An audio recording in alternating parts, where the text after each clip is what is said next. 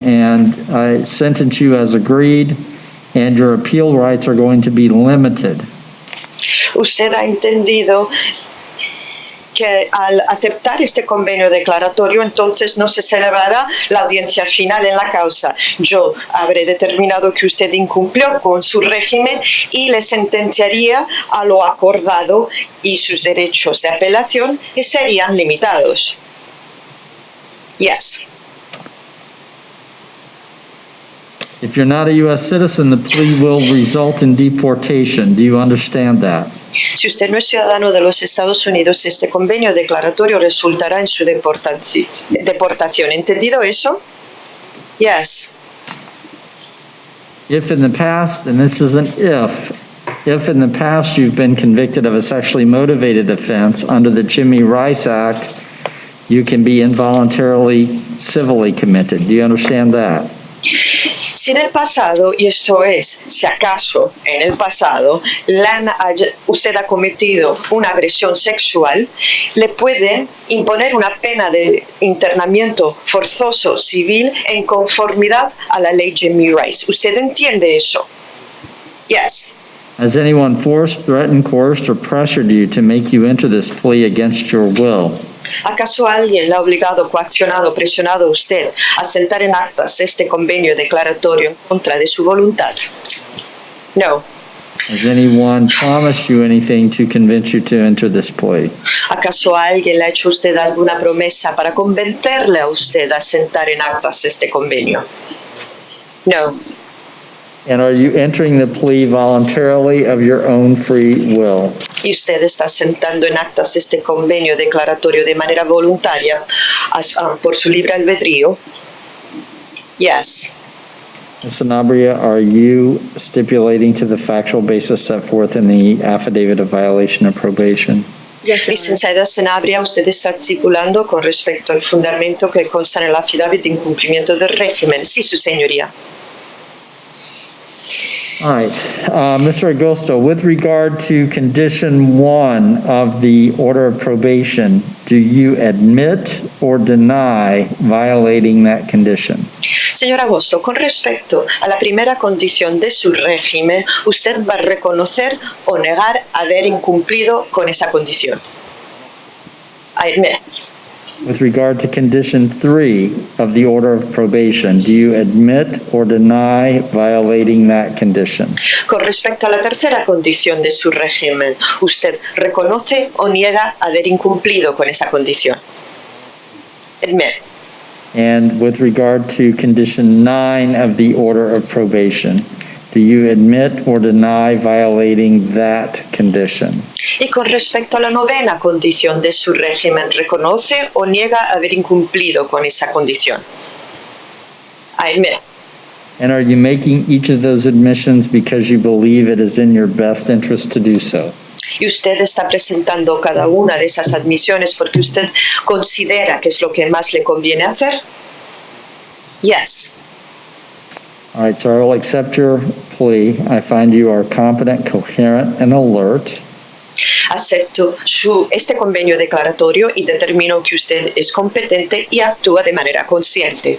I find that you have freely, voluntarily, and intelligently waived your rights. Determino que usted libre, voluntariamente y manifiestamente ha renunciado a sus derechos. I find that you've entered the plea knowingly understanding the charges and the consequences of the plea. Determino que usted acepta este convenio declaratorio manifiestamente habiendo entendido las acusaciones y las consecuencias que acarrearía. I find that you have been represented by a competent lawyer and that you're satisfied with Ms. Sanabria's representation. Determino que usted ha recibido la asistencia letrada competente y se siente usted satisfecho con la asesoría rendida por la licenciada Sanabria. And I find there is a factual basis for the plea based on the affidavit in the court file and Ms. Sanabria's stipulation. Y determino que existe fundamento fáctico con respecto a este convenio declaratorio en base a la affidavit que consta en el expediente y las estipulaciones hechas por la licenciada Sanabria. Ms. Sanabria, is there any legal cause why we cannot proceed to sentencing? Licenciada Sanabria, ¿existe alguna causa legal por la cual no se nos permite proceder con la sentencia? No, Your Honor. No, su señoría. The score sheet reflects 34.2 total sentence points. Any objection? En la hoja de cálculo figura 34,2 puntos en total. ¿Alguna objeción a ello? No objection, Your Honor. Ninguna objeción, su señoría. Mr. Abreu, does the state have anything further to present? ¿La fiscalía tiene algo más que desea agregar? Okay. I don't know that she heard you. No, that's everything. No, eso es todo. Thank you, Your Honor. All right, thank you. Mr. Agosto, is there anything you would like to say and have me consider before I impose sentence? Señor Agosto, ¿acaso hay algo que usted me quisiera decir o quisiera que yo tome en consideración antes de que imponga la sentencia? No. All right, so pursuant to your plea, I find that you violated conditions 1, 3, and 9 of the order of probation. En conformidad a este convenio declaratorio, determino que usted infringió la primera, tercera y novena condición de su régimen. I am going to adjudicate you guilty and revoke and terminate probation. Se impone dictamen de culpabilidad y se revoca y se pone fin al régimen de libertad vigilada. I'm sentencing you to 180 days in the Osceola County Jail. Se le sentencia a usted a 180 días en la cárcel del condado de Osceola. And I am going to give you credit for 99 days time that you've served. Y se le acreditará a usted los 99 días cumplido. You are going to have additional court costs of $100 cost of prosecution, $100 cost of the public defender lien, and the $50 public defender application fee. Usted tendrá costas adicionales de $100 de costas de enjuiciamiento, $100 de costas judiciales, $100 de honorarios de defensor público y 50 como tasa por la solicitud del defensor público. If I give you 2 years to pay these costs and the costs that you still owe from the original case, is that enough time for you to pay the court costs? Si yo le fuera a conceder a usted 2 años para pagar tanto estas costas como las que debe usted originalmente por la causa, ¿piensa usted que será suficiente tiempo? Yes. All right, I'll give you 2 years from the date of your release to pay. Muy bien, entonces se le concede 2 años desde el momento que se ha puesto en libertad para saldarlo. If you fail to pay, it will affect your ability to have a driver's license, and you will be referred to collections, and another large fee will be imposed. Si usted falta en saldar la cantidad, suspenderán su permiso de conducir y la deuda sería remitida a unas agencias de cobros morosos, agregándole a usted otros aranceles. Sanabria, is there anything else I need to address before the appeal rights? Licenciada Sanabria, ¿queda algo más que me toca mencionar antes de decir los derechos de apelación? No, Your Honor. No, su señoría. And how about you, Mr. Abreu? No. ¿Y usted, licenciado? There's nothing from the state judge. Nada más de parte de la Fiscalía, su señoría. Thank you. All right, sir, you have the right to appeal. Any notice of appeal must be filed in writing within 30 days of today's date, and the court would appoint a lawyer to represent you if you cannot afford one. Muy bien, señor. Usted tiene el derecho de un recurso de apelación. Si desea hacerlo, tendría que hacer por escrito y dentro de un plazo de 30 días. Y si no pudiese costearse un abogado para tal recurso, se le podría en este juzgado designar uno. Good luck, sir. Buena suerte, señor. Thank you. Your Honor, is the interpreter needed for any other case? Let me ask, because I don't know, are there any other individuals who need the assistance of an interpreter?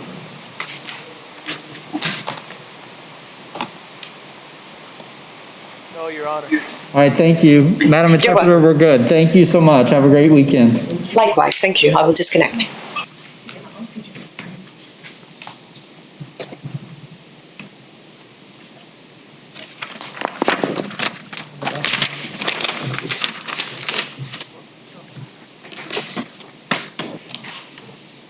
All right, let's take Mr. Burst next. That's 2020 CF 1829. State. Andrew Ray on behalf of the state, and Judge, this is the case we had discussed. State would be announcing withdrawal orally with the oral findings that a VOP officer that the state contacted and defense contacted confirmed that this was done in error, this violation of probation. All right. And Sydney Sanabria on behalf of Mr. Burst. Thank you, Ms. Sanabria. All right, so based on the state's withdrawal of the allegations of probation, the probation proceedings are terminated. The state's withdrawal is the functional equivalent of a null pros. That's under Davis v. State 210 Southern 3rd 101. No process self-executing upon its announcement and immediately terminates the proceeding. The state attorney's withdrawal of the violation of probation allegations ended the violation of probation proceedings just as a null process would have terminated the proceedings. Accordingly, all probation violation proceedings are terminated. The probationary period is no longer told. Mr. Bursch shall be released from custody immediately. Mr. Bursch, you are reinstated to probation and you need to report to your probation officer on your, do you have a report date, sir? Me? Yeah. No, sir. I don't have anything. Okay. So within 24 hours, well, so today's Friday, you must report to probation by 2 o'clock on Monday afternoon. Yes, sir. Okay? And then they'll give you another report date after that. Yes, sir. I go Monday, right? If you get out early enough today, you can go today or you can go Monday, but Monday by 2 is your deadline. That's what's up. Okay. So raise your right hand to be sworn. Do you solemnly swear or affirm that information you're about to enter in this case will be the truth, the whole truth, and nothing but the truth, so help you God? You understand what I've ordered, Mr. Bursch? Yes, sir. And do you have any questions about what I've ordered? No, sir. Okay, terrific. Ms. Sanabria, is there anything else we need to address with Mr. Bursch? No, Your Honor, that's it. All right, Mr. Bursch, thank you. Take care, sir. All right. Appreciate you, Judge. All right.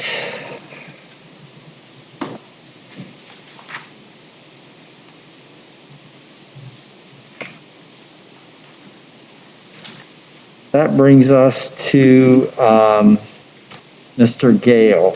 Is Mr. Gale here? Azalea Ramirez Sanchez on behalf of Mr. Gale. I have no information, Your Honor. All right, this is 2020 CF 2636.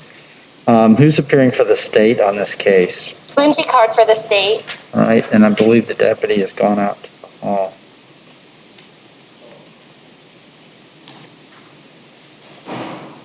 No, that wasn't a deputy. It was, can you guys sound the hall for Mr. Gale? If you ever need someone to yell in the hall, Judge, I'm always willing to want to try it, so. I'm sorry, what? If you ever need someone to yell in the hall, I've always wanted to try it. It's a bit of courtroom humor, sorry, don't mind me. Judge Bunyan has gotten off the bench and gone and done it herself. Sometimes Yeah? get excited. That's excitement. People weren't moving fast enough for her, I guess. She told me about that.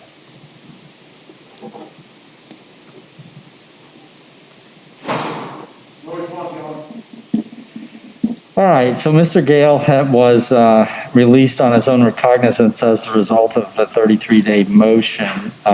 He's required by the court's uniform order to maintain contact with his public defender. At pretrial conference on January 20th, I did not issue a capias at that point. I set it for today, so he's had an additional month to contact his attorney and to see his court file. So I find that he has notice through his attorney.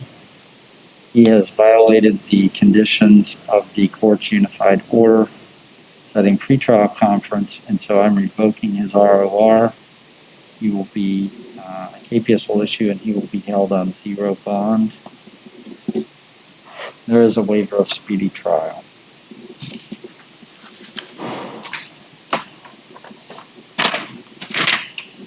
All right. The next case would be Mr. Reginald Johnson, 2015 CF 3676. Denise Sanabria on behalf of Mr. Johnson. Your Honor, is it possible to call this case last? I suppose what's the reason? The charge. Okay. Let me find my notes on that.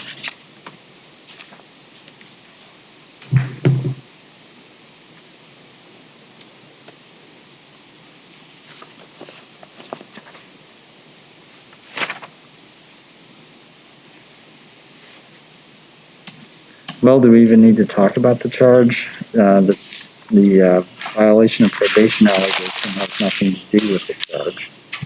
Or is it going to be a plea or anything? Ah, okay. Gotcha. All right, so let's take Mr. Quander. Are you Mr. Quander, sir? All right, we're going to take your case last, Mr. Johnson.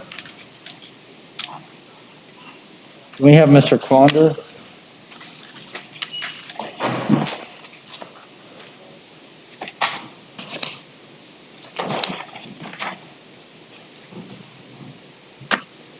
All right, sir, raise your right hand to be sworn, please. Do you solemnly swear or affirm the information that you will about to get in this case will be the truth, the whole truth, and nothing but the truth, so help you God? Yes. Yes. All right, Mr. Quander, the state has charged you. Let me pull up your case real quick. I want to make sure that the file matches my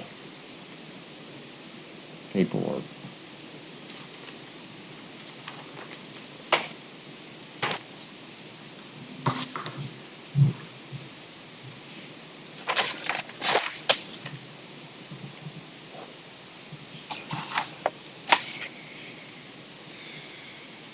The state has charged you, sir, with battery on an emergency medical care provider. That's a third-degree felony. It carries a maximum possible penalty of 5 years in prison, 5 years probation, and a $5,000 fine. You are entitled to be represented by a lawyer. Madam Clerk, is there an affidavit in the court file? Yes. Yes. And so the public defender has been appointed to represent you, sir, because you do qualify. Do you wish to continue the representation of the public defender? Yes. Okay. Mr. Romero Sanchez, how would you like to proceed with entry of a plea? Your Honor, my client would like to enter into a no contest plea with the negotiated resolution being a withhold of adjudication, 12 months of supervised probation, mental health evaluation and treatment, the batter's intervention program, and per cost. Are you able to hear Ms. Romero Sanchez, sir? I'm able to hear her. You were or were not? Yes. Okay. Is that what you're wishing to do today, sir? Yes. Okay. Do you all have a plea form for me? I've got a score sheet and a signed restitution order. I don't have a Because I plea. have one, the file. It's just the same. Oh, you have another one, okay. Okay. I believe it will be this one. You all have a plea form? Sorry, Your Honor. I'm covering for another attorney, but I do have a copy of the plea form and email if I can send it to the clerk. That's fine. Nothing has been filed that I can see. Mr. Quander, tell me your name and your birthday. Christopher Wilson Quander, 12/28/90. Are you under the influence today of any prescription medications, other drugs or narcotics, or alcohol? Psychiatric medicine, Okay, what medicine is that? Haldol and Cogentin. Okay, when was the last time you took that, sir? This morning. Okay. Tell me in your own words what we're doing right now. We're at arraignment. right? And what are we doing to resolve your case? I believe we're issuing a plea of no contest. Okay? And do you feel like you have a clear enough mind that you understand what's happening in court this morning? Yes. Okay. And the next question, based on your answer to the first question, is going, I think I know the answer, but have you ever been diagnosed with an emotional disturbance or a mental illness? Yes. Tell me what you've been diagnosed with, sir. Schizoaffective. Okay. And is that what you take the medication for? Yes. Okay. I noticed, sir, that your arm is shaking a little bit. Is that because you're nervous, or is that because of the medication?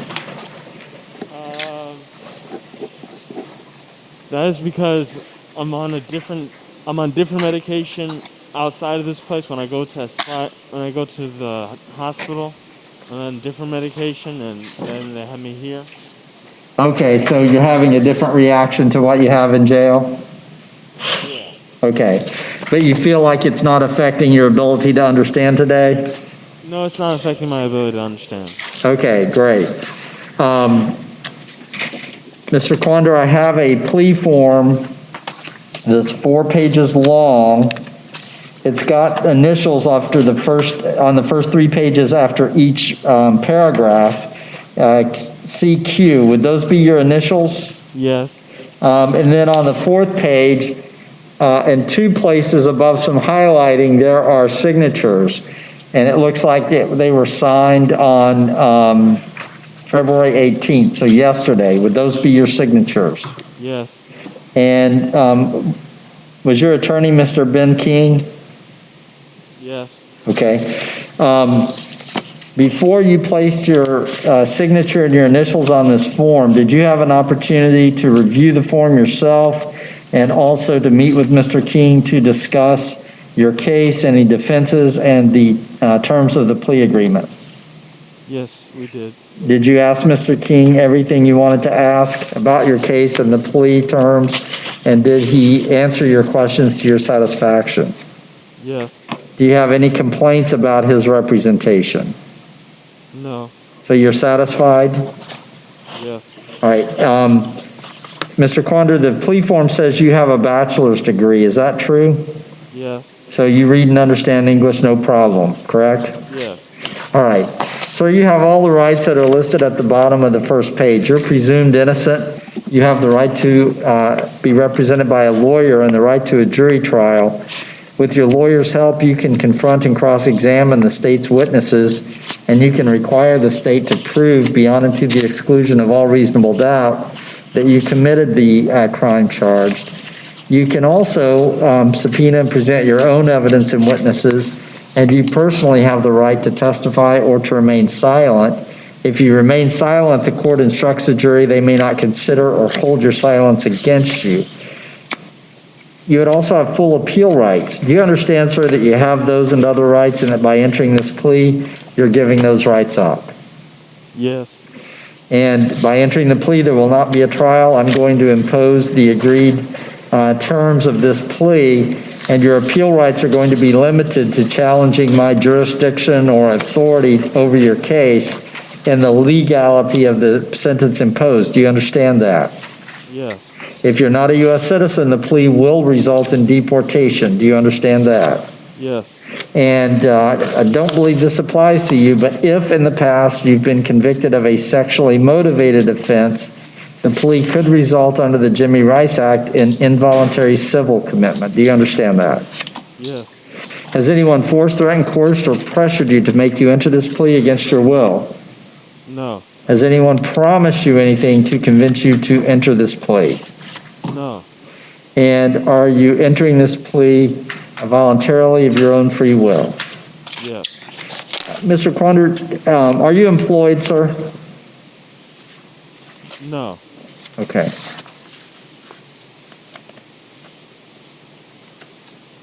Judge, just to interject really quick, I had mentioned batterer's intervention program earlier. That is not a condition that should be attached with this. Yes, I Your Honor. apologize for that. Everything in the plea form is accurate. Okay, that's fine.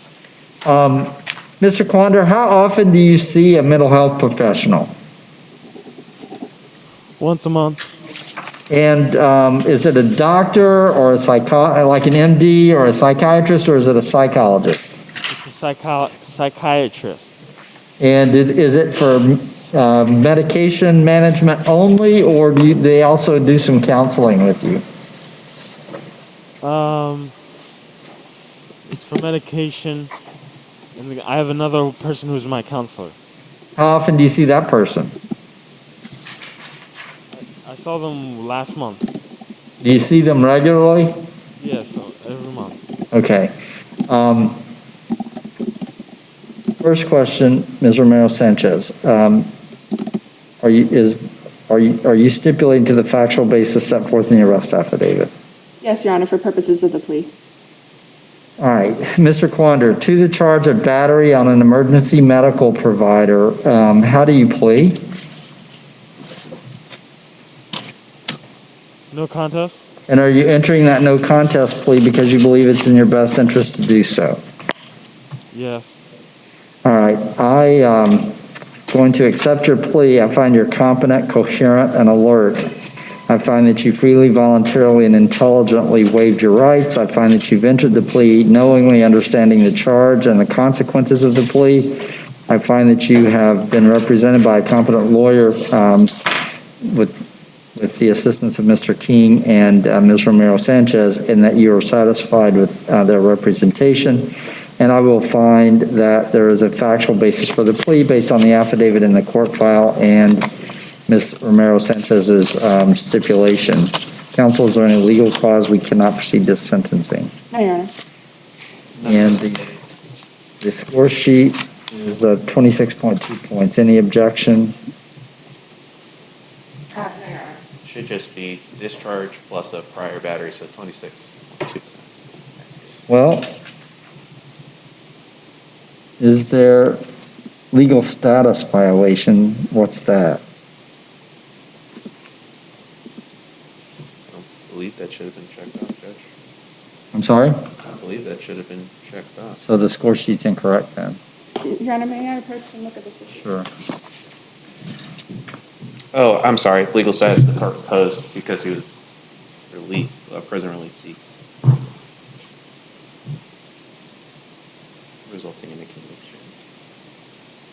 He was a what really? He only has one charge on there. I'm saying that was checked off for that reason. I don't believe that it should be 4 points less, and that should not be checked. Okay, I'll make that revision. Okay, thank you. Sure. All right, so I'm going to strike through the 4 points for legal status violations. I'm going to then reduce it by 4 points, so it'll be 22.2 points.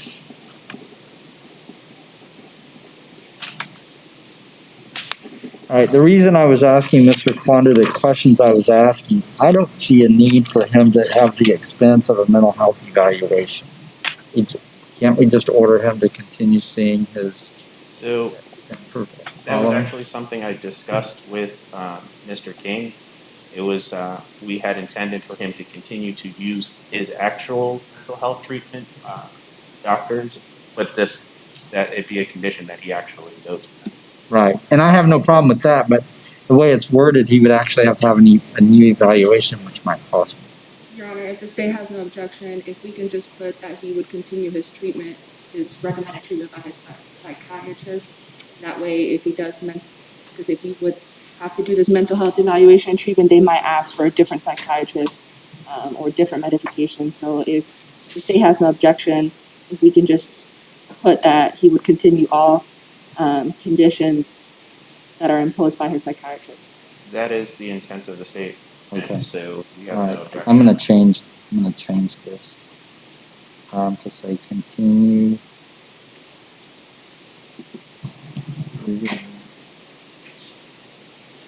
There.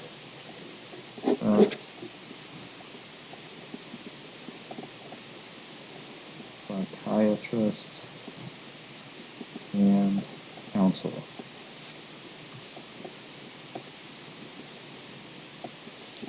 All right, I think that makes more sense. Mr. Quander, you're entitled to address the court. Is there anything else you would like to, or is there anything you would like to say and have me consider before I impose sentence? No. Okay, sir, pursuant to the plea agreement, I'm going to withhold adjudication. You're going to be on 12 months of supervised probation. I'm going to order that you report to probation no later than 2 o'clock Monday afternoon, okay? If you get out early enough today, you can go today, but you need to go by 2 o'clock. Monday is the deadline. I'm going to give you credit for the time that you've served. How many days is that, Madam Clerk? 24. 24 days credit for time served. So the only condition of probation, sir, is going to be that you continue treating with your current counselor and psychiatrist. Is there any reason you won't be able to do that? No. Okay, perfect. In addition to that, sir, you're going to have court costs, public defender lien, state cost of prosecution, and the public defender application fee. Madam Clerk will announce those amounts. It will be, the court cost will be 413. The surcharge of battery will be 201. The cost of prosecution will be 100. The public defender application fee will be $50, and the defender lien will be $100 for a total amount of $864. 54 or 64? 864. 64, okay. Mr. Quander, how much time do you need to pay the $864? 6 months. Okay, I'll give you a full year just in case there's a hiccup. All right? You'll pay that to the clerk of the court, and just know that it will affect your ability to have driving privileges if you don't get that paid on time, okay? Okay. All right. Sir, you have the right to appeal. Any notice of appeal must be in writing, filed within 30 days of today's date. The court would appoint a lawyer to represent you if you cannot afford one, okay? Take care, sir, and good luck.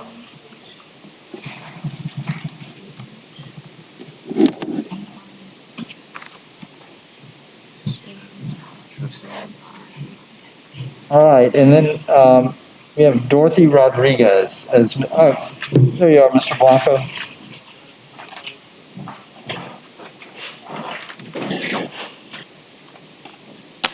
All right, so Judge, I actually have the police form on my side over here, so I could, as soon as I get out, I can scan it on my phone and email it to the clerk. So, is it a 2-page form? Yes. Okay, tell me what the proposed terms are. Judge, I spoke to the state. It's going to be it's a little bit dicey because I'm entering a no contest plea, best interest plea on this DOP. The state's intention is to reinstate her to probation. And I talked to Mr. Moffitt yesterday. I wrote on the plea form, state agrees not to file an information in case number 2021 CF 00031 as part of a plea. It's just that the state wanted an admission in the case in order to reinstate her to probation, and the only allegations on the BOP affidavit are the new laws. So just want to make sure that this didn't come around and bite me in the future. Not me, but the client. Right. And, so I wanted to word it as a best interest plea, no contest best interest plea. I'll just ask if she was arrested for. It's the case. What she was arrested for was the 21 CF 31 charge, which, Right. which has been no billed. Right, and they were that was the basis though for the violation, wasn't it? Correct. Yeah. So just that she was arrested, and she's not, I don't think she's admitting anything that can be used against her. Correct. I was supposed to be arrested for it. Yeah. Judge, Yes. this is an SCU case with Mr. Moffitt. He's actually downstairs in 4F. He's coming back to send him a message, but I'd ask if we wait for Mr. Moffitt to be here for the case. Okay. I thought he was in here. I didn't realize he left the courtroom. Oh, I thought he was online. No, he's in the courthouse. He was here in the courtroom a moment ago, but he is did I do with my notes? He's currently downstairs in Judge Carson's. Yeah, he's in Judge Carson's courtroom right now, Mr. Blanco, so if you all can have a seat, we'll recall you when he gets back. Judge, I have a 10 o'clock virtual with Judge Gibson in Orlando, and I don't have my phone. So if I was wondering, maybe if the clerk, no, I don't know what else to do. I'd have to go out to my car just to let them. Well,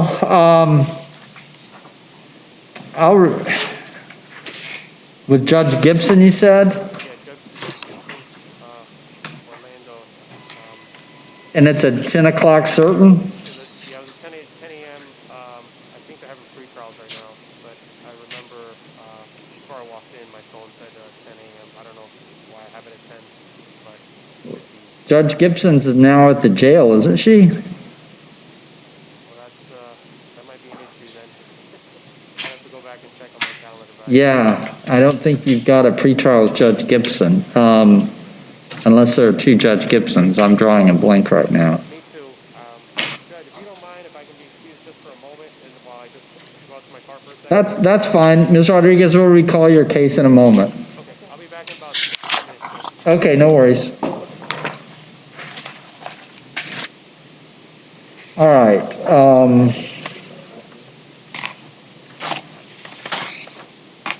Let's call up Michael Anthony Rosario, case number 2020 CF 3724.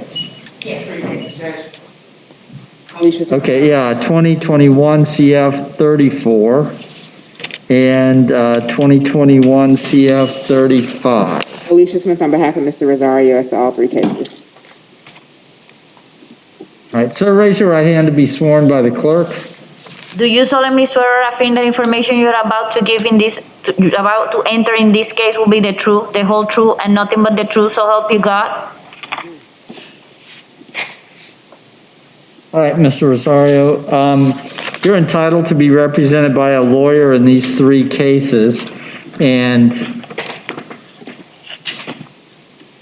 There should be affidavits from January the 7th and or the 8th as to the three cases. in each case? Yes, Judge. Okay, so you qualify for representation by the public defender. The public defender's office has been appointed to represent you. Do you wish to continue with their representation? All right. In case number 2020 CF 3724, sir, the state has charged you with 4 counts. Trafficking in controlled substance, that's a first-degree felony with a 25-year minimum mandatory. The maximum possible penalty on a first-degree felony is 30 years in prison, 30 years probation, and a $10,000 fine. Count 2, possession of a firearm in the commission of a felony. That's a second-degree felony, carries a maximum possible penalty of 15 years in prison, 15 years probation, and a $10,000 fine. Count 3, carrying a concealed firearm, that's a third-degree felony, carries a maximum possible penalty of 5 years in prison, 5 years probation, and a $5,000 fine. And unlawful use of a two-way communication device, that's also a third-degree felony, carries a maximum possible penalty of 5 years in prison, 5 years probation, and a $5,000 fine. Counsel, how would you like to proceed with entry of a plea? We'll enter a plea as to all three cases, Judge. Just for the court's information, he has a 4th case. He's previously been arraigned on 20 CF 3630 that's set on the March 31st pretrial. If the court wants to, I know we're setting on the May 5th, but if the court wants to set these 3 without one, I don't. Okay, perfect. Thank you. All right, so we'll enter not guilty on all of them. Mr. Rosario, on case number 2021-34, the state charged you with trafficking in controlled substance, again, a first-degree felony with the same maximum penalties I advised you before. That charge carries a 3-year minimum mandatory. And in case number 2021 CF 35, the state charged you with delivery of a controlled substance. That's a second-degree felony with the maximum possible penalty like I described before, with regard to second-degree felonies. All right? So I think we've done everything we need to do on those arraignments. Yes, Judge, I'll enter a not guilty as to all three. Thank you. And we'll go ahead and set these for the March 31st pretrial with the April 12th trial period. Unless your case is continued, sir, your cases will be on the trial period for April 12th, okay? April 12th. All right, thank you, sir. Who was on for the state just then on those cases? It should be Ms. Days. Yeah, for cases 20 CF 3724, 21 CF 34, it should be Lauren Day. For 21 it's CF Mr. 35, it's mine. Thank you. Your number 35? I'm 35. Okay, great. And Mr. Dew is appearing for Ms. Day. Thank you, sir.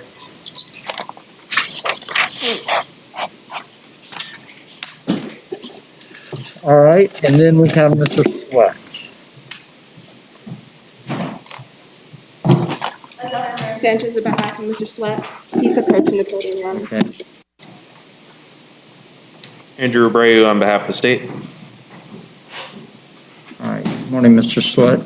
Raise your right hand to be sworn by the court, please. Do you solemnly swear or affirm the information you're about to enter in this case will be the truth, the whole truth, and nothing but the truth, so help you God? You're asking.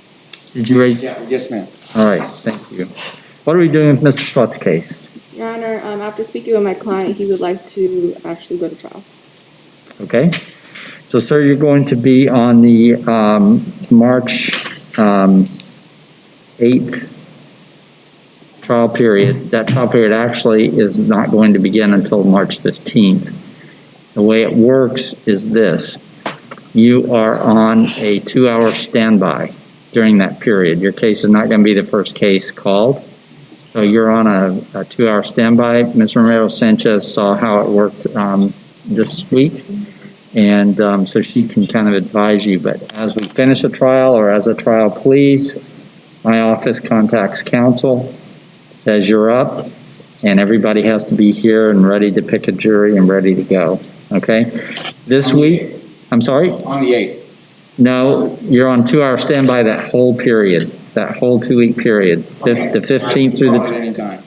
Anytime, yeah. And if you don't get called that 2-week period because we have too many cases and don't get to them, then your case will roll to the next 3-week trial period, which begins April 12th. Bottom line, you need to stay in touch with your lawyer at all times. Make sure they have a way to communicate with you, because if you don't appear when you're called, a warrant is issued for your arrest. That won't be a Okay, problem. so this week, to give you perspective, this week we cleared 30-something cases in 4 days. So they can move pretty quickly. And maybe they won't. Maybe one trial will take 4 days. I don't know. I don't have a crystal ball. So just stay in touch with your lawyer. That's the main thing. You can also contact my judicial assistant, but Ms. Romero Sanchez will always know, and you can contact her. So, all right. Any questions?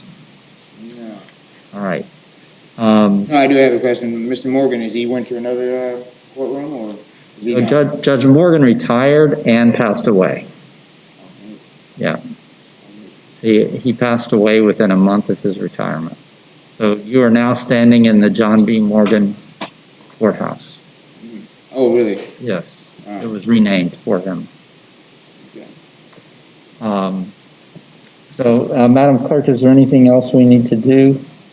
No. Did we do a pretrial for Mr. Sweat, or did we not do one because he was on the drug court track? I can put him on for pretrial next week if need be. No, Your Honor, we've done a profile on him. Okay. Have I done one on him? Okay. So why don't we do one right now? Tell me how many witnesses the state would have. Judge, there's quite a few. I want to say there's 4 or 5. But I believe after my preparation, there would only be 3 witnesses who would ultimately be called. Okay. But no more than 5, likely 3. Would there be any surveillance or body cam? There would be body cam, I believe, Judge. All right, and would there be any potential defense witnesses other than Mr. Sweat? Your Honor, I was informed on one potential witness, and once I get that information, I'll be filing a defense witness list. All right. Have you given Ms. Romero Sanchez more than one potential witness, Mr. Sweat? Not so far, though. All right, what do you mean not so far? Are you aware of more than one? We're gonna do that, right after this, hearing. All right, because she has some obligations to disclose to the state, and if things aren't disclosed in a timely manner, they can be precluded from testifying in court, okay? So I'm going to leave the case based on what I know is going to be going to trial, or what's on the docket, and this case would probably have a little bit of priority because of the case number. It's an older case. So, but the charges aren't super serious. So, that's actually an interesting thing that I'd like to bring up once this is resolved. What do you mean? There is a recent memorandum that was issued by the state attorney that is advising us, I believe at 5:15 yesterday, as to how to resolve cases of this type. I don't know what offers were conveyed in the past. I haven't been here for 3 months, but this is the type of case that would likely be just a credit time served, or if the defendant is interested in treatment of any kind for a probationary offer. Yeah, I don't know what the score sheet looks like, so I'm not in a position. Your Honor, I'm not sure if the state is wanting to talk to me real quick about a new offer. I know my client would definitely consider credit time served. And depends on the these 47.2 sentencing points, Judge. Okay, so he scores. He does. Okay, so so it would be an adjudication. Correct. Okay. And he has adjudications in the past, so I don't believe that would be a hiccup for his history in terms of that. He has 35 days credit time served, if I'm not mistaken. How many? 35, if I'm not mistaken. Okay. And he was ROR. And the nature of the case is ultimately a possession of heroin. Right. Well, if you guys want to resolve it, we'll do that. Yeah. Whatever you want to do. If you're interested. All right, whatever you want to do. Yes, Your Honor, I just want to make sure I talk to him about everything, and then I can fill out the plea form. Okay, good enough. Thank you. And I'm sorry about that, Judge. It's literally a memorandum. That's okay. I probably should have just asked based on the nature of the charge, but no one said anything, so I just talking. But anyway, it's all good. We'll figure it out. I'm going to go grab this brochure from the printer. Okay, thanks. I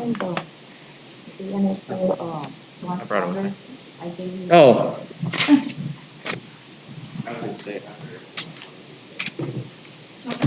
Mr. Brady, before I forget, can you sign this plea form since you're here? Sure. Let me grab that form and I'll circle back and bring you more. Okay. All right. I'll leave it up there.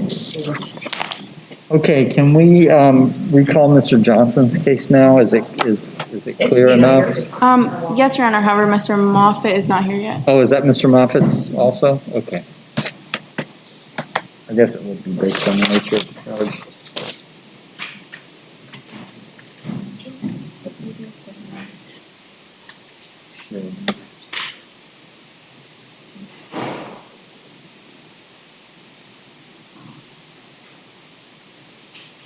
So I'm going to do like a worksheet for us to check off.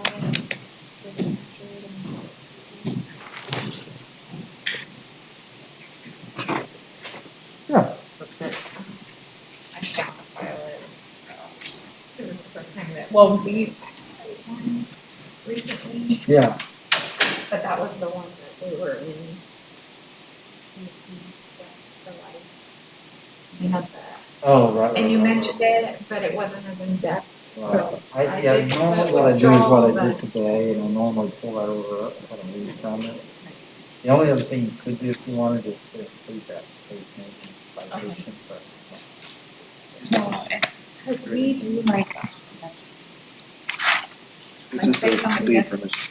referred to drug court or, whoever's people will just check off what you said, depending on the case. No, we just hand it to the next person. And then we type whatever's checked. So I was gonna make, so for future ones, I'll add that and I'll make a change. So we don't have to. Yeah, no, that's great. So I just wanna make sure that it's. Yeah. So I'll add that on. Yeah, just kind of track that order and that's all good. Thank you. All right, so you're Mr. Johnson? All right, so we're still waiting for Mr. Moffett. So if you want to have a seat, we'll call you as soon as I can get to you. Thank you.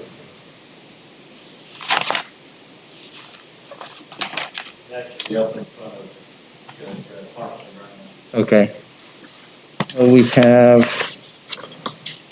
Ms. Rodriguez, Mr. Sweat, Mr. Johnson, and who else is there in the jail? I see another individual.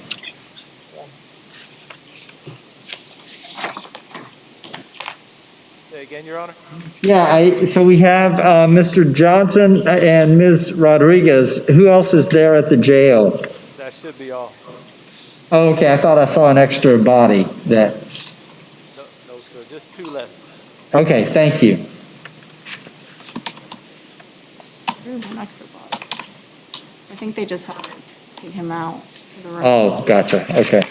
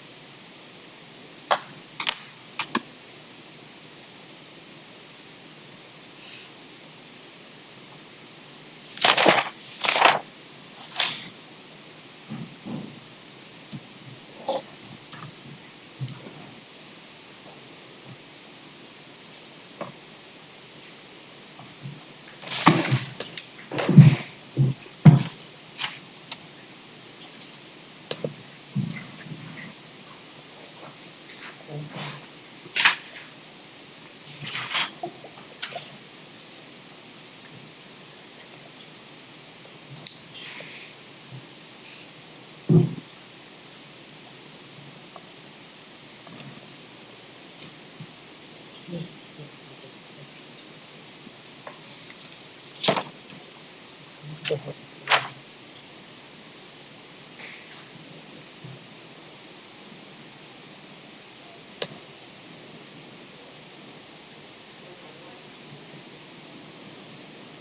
Judge, I'm back. All right, did you get finished what you needed to do, Mr. Blanco? Yeah, it was Judge Cameron. So, Okay, good deal. We don't have Mr. Moffett yet still. oh, okay. I'll hang out here till they're good. All right, thank you.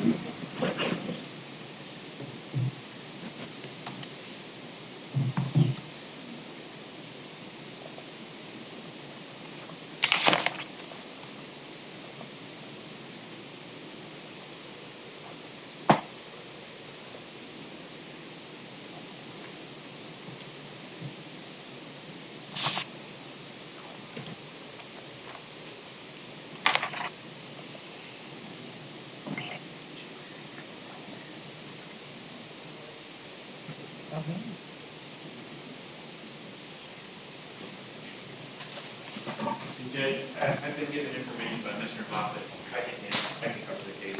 I want to see Mr. Moffett though, because I appreciate it, but I want to, I have some questions for him about it, about the case. No problem. So, plus we need him for Mr. Johnson. That makes sense. Yeah, I need him for 2, so. Just trying to help. No, I appreciate it, but there's a unique circumstance about Ms. Rodriguez's case that I want to ask about. Certainly.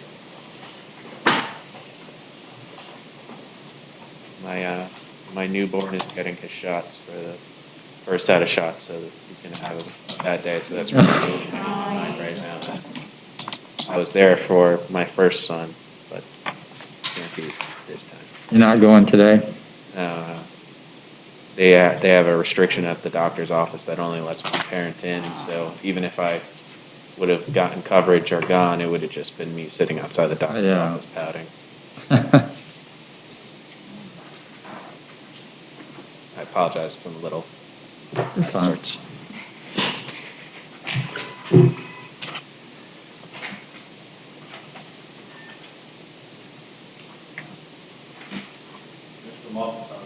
Okay, perfect.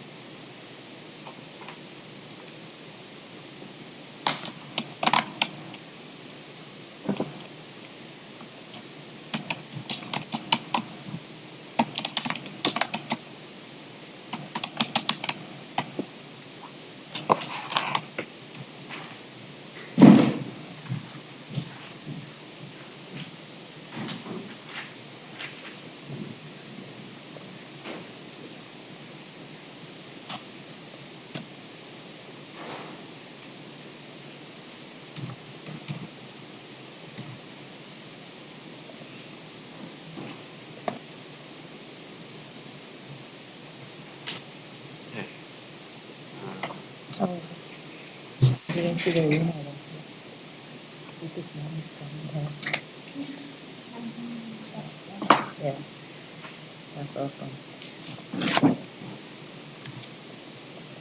Oh, yeah. We had the mountains. I can't see mountains for 2 weeks. I'm like, oh my God, I can see her.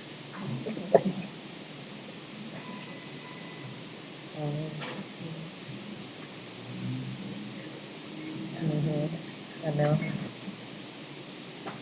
Yeah.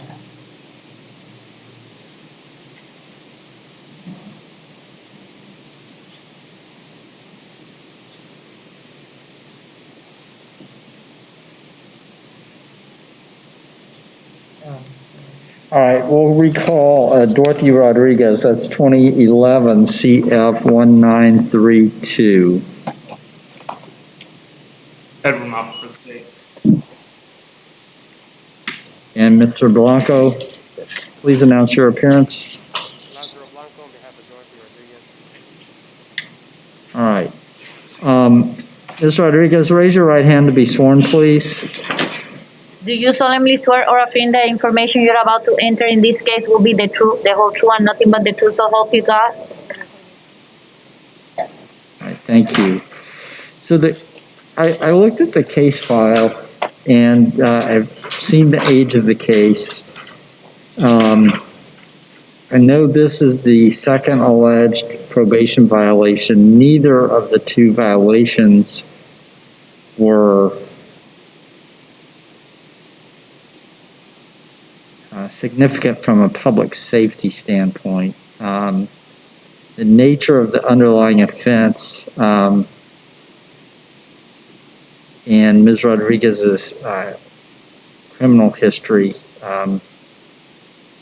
make me think she does not pose a danger to the community, which I have to make those findings anyway before I can reinstate probation. But what I'm wondering, Mr. Moffitt, is we're almost at the 10-year mark. Is there any, why do we need to reinstate probation? Why couldn't it just be terminated now? One, I don't believe her probationary term is set to expire yet. Right, but it can be terminated at any point by agreement. So I see right now it's scheduled for termination on March 25th of 2022. Which is part of the negotiated plea agreement that Ms. Rodriguez entered into. The allegations in the violation of probation affidavit allege at least one new law violation for failing to register. The state, as part of this plea agreement of offering Ms. Rodriguez to serve the time that she has in the Osceola County Jail and reinstating her to probation, was dismissed in consideration of this plea agreement. Ultimately, the fact that that case was dismissed has no bearing whether or not the state can move forward in any violation of probation hearing, but ultimately she still violated the law while she was on probation. Excuse me, Mr. Moffitt, can you bring the microphone a little bit towards you? Like you're cutting in and out. All right, thank you. Yeah, I get all that, Mr. Moffitt, and I guess what I've seen the state cut deals with violent felons on probation negotiations, and I don't see Ms. Rodriguez as a violent person. She's had a couple of hiccups, no doubt, but she's served 10 years of probation already, almost, because the case is 2021. Her plea, I don't remember exactly when her plea was, but she served a number of years of probation. And I'm just asking, it just seemed to me like a case where the state was going through some motions for the sake of going through some motions. When I see, for instance, we just had a drug trafficker get a 6-month sentence. I just see some disparity, and I'm wondering if there's a way to do something different than what has been agreed so far in this case. In Your Honor, I can only speak as to this particular case. With every case that the state attorney's office gets, each case is unique in what evidence the state has available, what considerations are taken into account. In any case that involves a victim, their input and their thoughts regarding criminal prosecution, testifying, and a variety of other factors that are taken into consideration. If the court is the victim in this file a motion to terminate probation, then that's their prerogative, and they can do that, and then we can set that for hearing and have argument on that. All right, fair enough. Yeah, the victim and the victim's mother in this case did not want Ms. Rodriguez prosecuted in the first instance. Which is, and obviously this was back in 2012 before I was an assistant state attorney, but it's probably why the case resolved with a probationary offer. Yeah. All right, well, we'll go ahead and do the plea today. I don't know, it just seemed to me to be a case where I'm not sure that justice is served. On the other hand, Ms. Rodriguez did enter a plea, and she is a violent felony offender of special concern as a result of that plea, which requires that I make certain findings. And I don't know what my authority would be without the state's agreement, because that's not before me today. But I wanted to toss the questions to the state based on what I read in the court file. And if Your Honor, if I may just put one additional thing on the record, the criminal punishment code score sheet shows the lowest permissible sentence of 103.5 months in the Department of Corrections, and the state's offer, considering the nature of the violations, is a little over 40 days in the county jail. No, I get it, but my mom used to tell me figures lie and liars figure. And so all that's just to say that that's a score based on the charge, and that doesn't reflect necessarily all of the circumstances, you know. Understood. But I appreciate your arguments and your suggestions well taken. So, Ms. Rodriguez, tell me your name and your birthday, please. Dorothy Rodriguez, October 4th, 1974. And are you under the influence of any prescription medications, other drugs or narcotics, or alcohol? No, Your Honor. Have you ever been diagnosed with a mental illness or emotional disturbance? No.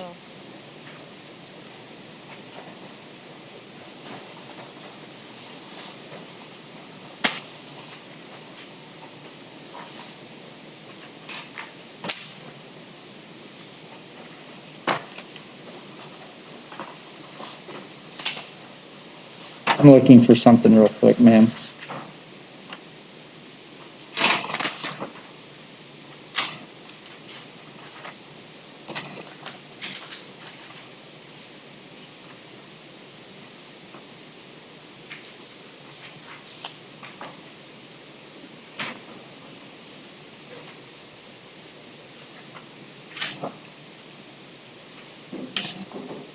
All right, let me look at it.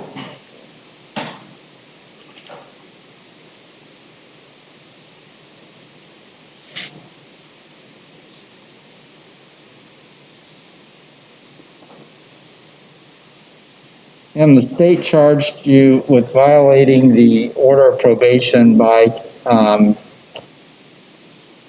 failing to live without violating any law. They alleged that you committed new law violations by failing to register internet identification, web page, or applications. And by violating the special condition that required you to have restricted internet access. You previously entered denials, and it's my understanding that you wish to withdraw your denial as to the special condition and enter an admission, and then to admit that you were arrested for alleged new law violations. Is that what you wish to do, ma'am? Yes. And I don't have a plea form in front of me. Mr. Blanco has that there at the jail. It's my understanding that's a 2-page form. Is that correct? Yes. And how far have you gone in school? What's the highest level of education you've obtained? I have some college. I'm sorry? I have some college. You read and understand English, ma'am? Yes, sir. Is that plea form in English? Yes. All right. Did you initial that form in any place? Yes, sir. I signed it. Okay. Did you initial it anywhere or just sign it? Just sign it. Okay, and is that on the second page about halfway down? Second page, yes. Okay. And before you signed it, did you have an opportunity to read that form and to discuss your case and the allegations and defenses in terms of the plea agreement with Mr. Blanco? Yes, Your Honor. Did you ask him everything you wanted to ask, and did he answer your questions to your satisfaction? Yes. Are you satisfied with his representation? Yes, I am. And that plea form on the first page, ma'am, should outline the rights that you have. You have the right to a final hearing. You have the right to require the state to prove that you materially and willfully violated the terms of the probation order by the greater weight of the evidence. You have the right to be represented by a lawyer in that hearing, and you have the right to confront and cross-examine the state's witnesses with your lawyer's help.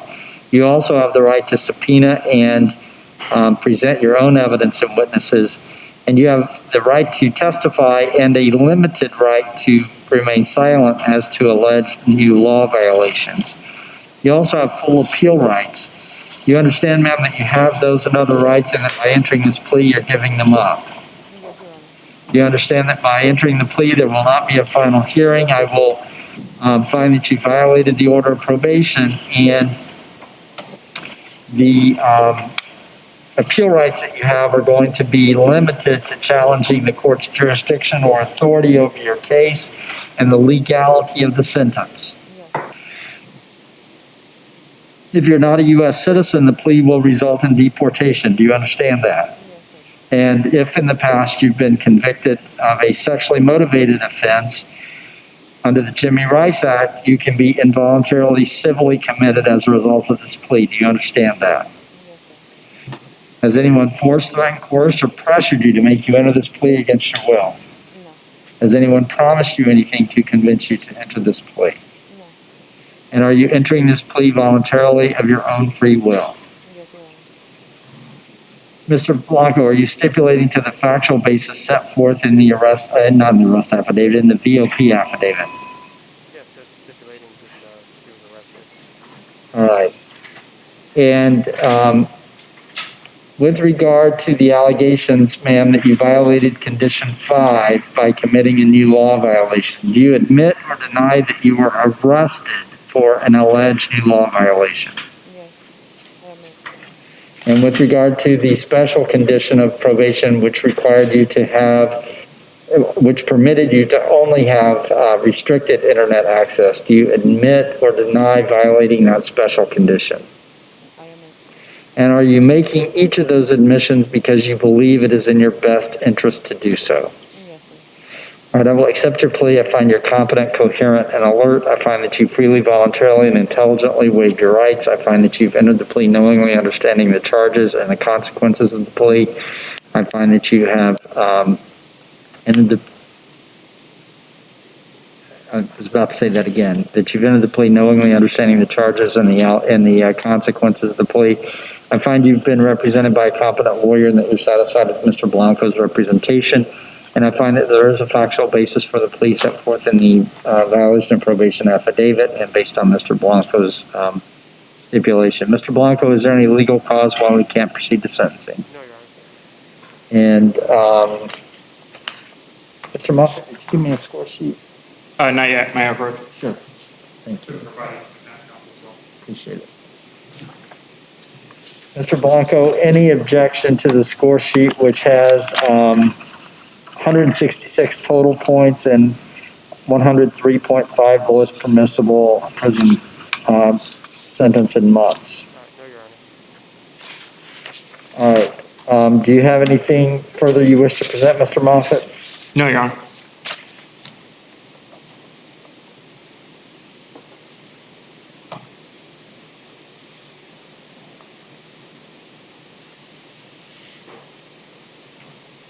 Mr. Blanco, is there anything you wish to present? No, Your Honor, I was just Mr. Moffett wasn't in the courtroom. I just wanted to let the court and Mr. Moffett know what the way I had written the plea form, because I know we're not there. I just put reinstate probation, credit for time served, to give her credit, and that the state agreed not to file an information on 21 CF 31 as part of the plea agreement. That's all I wrote on the front. And then I can scan and send it to your clerk. Yeah, and do that from your office so it's a good scan, please. It will be a good scan, Judge. Okay, good deal. I just need an email for your folks. Okay. Mr. Moffett, do you have any objection to the terms that Mr. Blanco put on that form? No, those are the terms of the plea. All right. Ms. Rodriguez, is there anything you'd like to say before I impose the agreed sentence? All right, ma'am. I find based on your admissions that you violated condition 5 of the order of probation by being arrested for an alleged new law offense. I find that you violated the special condition, which required you to or permitted you to have only limited internet access or restricted internet access. You were previously adjudicated guilty. I'm going to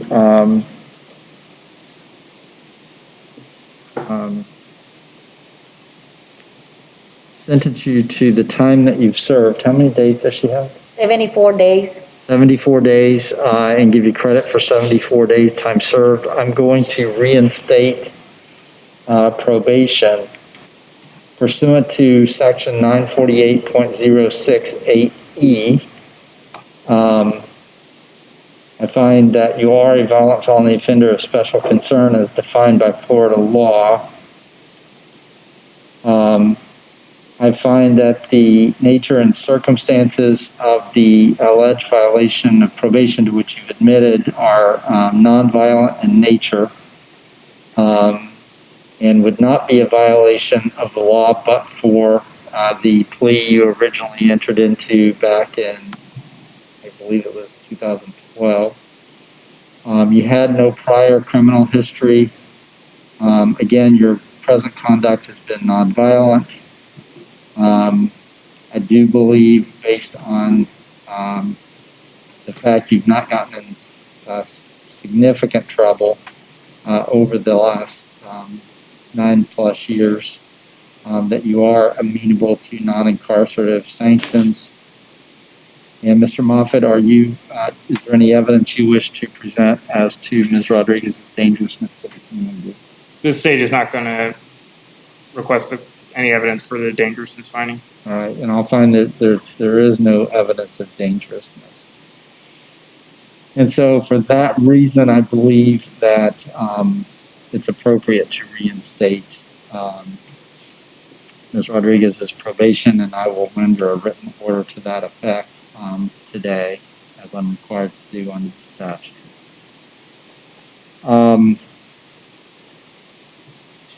You're going to have a cost of prosecution, ma'am, of $100. Are there any outstanding? $50. Okay. For what?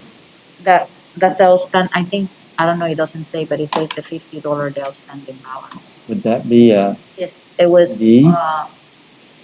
432 with 90 cents. It was waived, and it makes the $50 outstanding balance. Oh, the PDF. So once the PDF is filed. Got it. Okay, so you have an outstanding balance, ma'am, of $50, and then the $100 stays, so a total of $150. I'll give you 1 year from your release today to pay that $150. You'll pay that to the clerk of the court. Okay? Anything else, Mr. Moffett? Just how long until she needs to report? All right. Yeah. If you can report to probation today, do it today, but I'll give you a deadline of 2 o'clock Monday afternoon to report back to probation. All right? And Mr. Blanco, anything further from you, sir? No, Judge, just, do you want me to send it, the C-form to the clerk or your JA? E-file it, a lot of them I think. If you just e-file it, that'll be sufficient. Oh, I'll e-file it then. Yeah, just e-file it. That's perfect. That will eliminate the number of, reduce the number of hands that need to touch it. All right, anything else, Mr. Blanco? All right, Ms. Rodriguez, you have the right to appeal. Any notice of appeal has to be filed within 30 days of today's date. The court would appoint a lawyer to represent you if you cannot afford one. Thank you. Thank you, Your Honor, and thank you, Mr. Moffett. Thank you. Thank you, Mr. Moffett. All right, Mr. Johnson, if you want to come on up, sir, we'll take you this time for sure.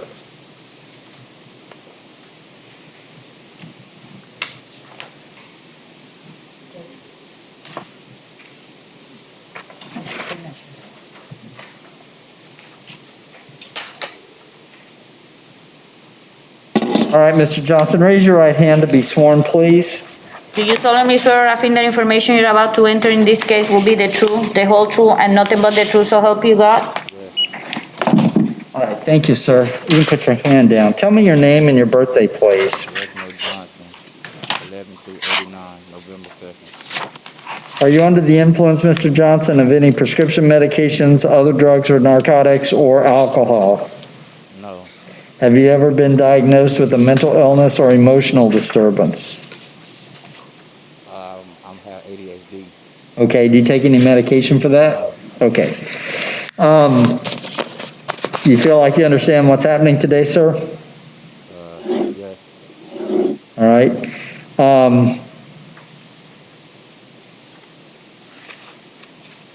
The state has accused you of violating Condition 7 of the order of probation by using or possessing drugs or narcotics without a valid prescription.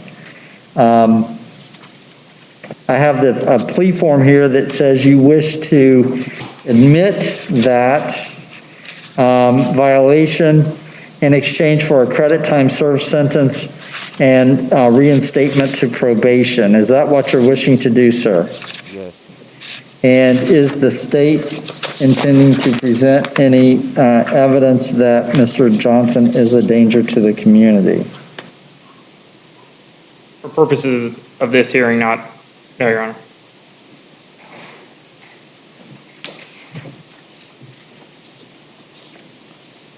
All right, let me take a look at something since I have to make findings.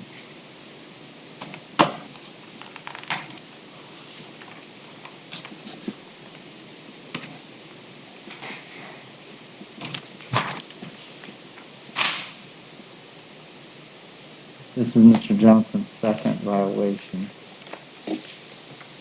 What was the first?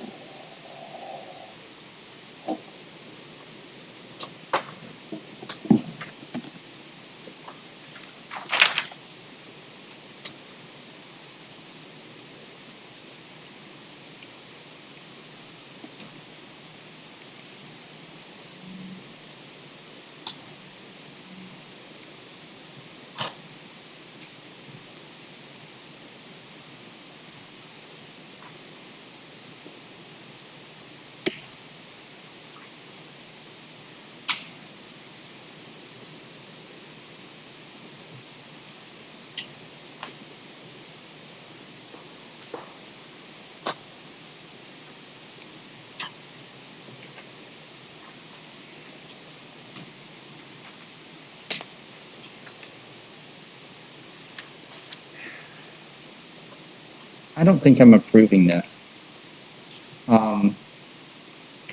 The information I have here is that Mr. Johnson is non-compliant on his required treatment.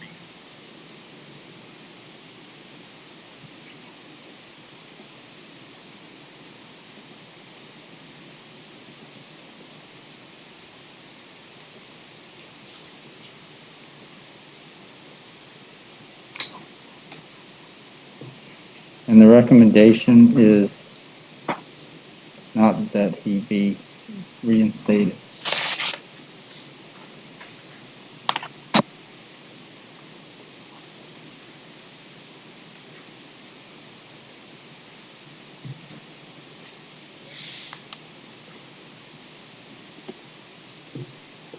How much time has Mr. Johnson served? 261, 261 Days? yeah. He was arrested on January 29th of this year for this violation. I mean, this is the total credit, but do you want only from the day he got arrested? Yeah, total. The total is 261, but when he violated the probation, it's 22 days. Right. Yeah, from here. So But 4 it's years DOC. 4 years plus DOC plus the 261.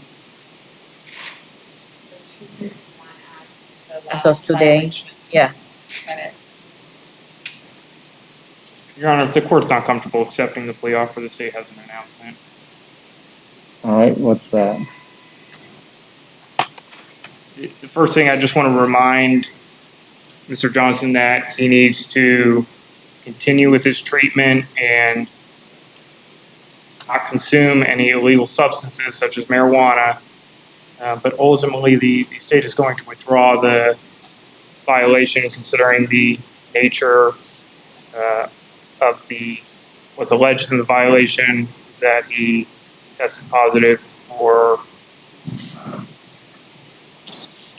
cannabis, and the state is going to agree to dismiss the violation and give Mr. Johnson a chance to end his treatment and abide by the conditions of his probation.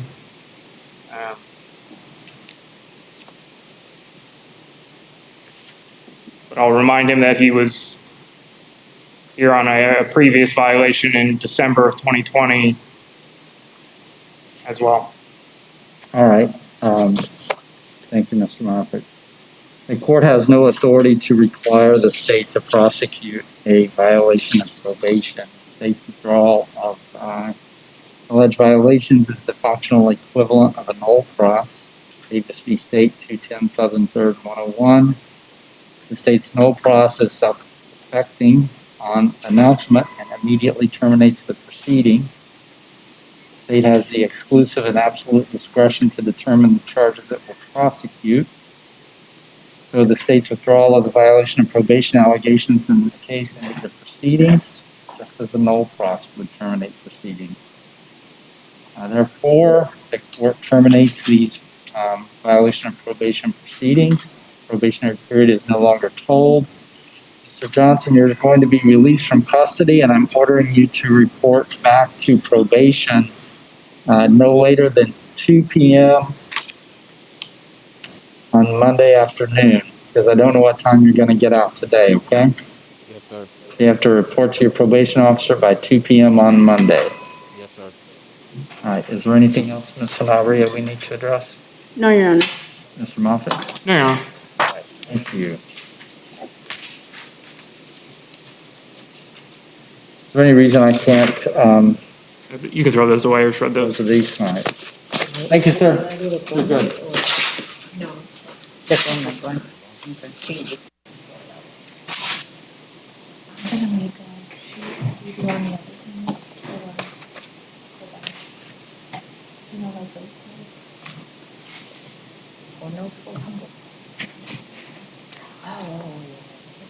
All right, and that leaves Mr. Sweat, right? If we can give my client a few minutes, he went outside real quick. It seems like his wife was having a panic attack in front of the courthouse. Okay. He said he would be right back up. Okay. Oh, man. I wrote it down. But I am.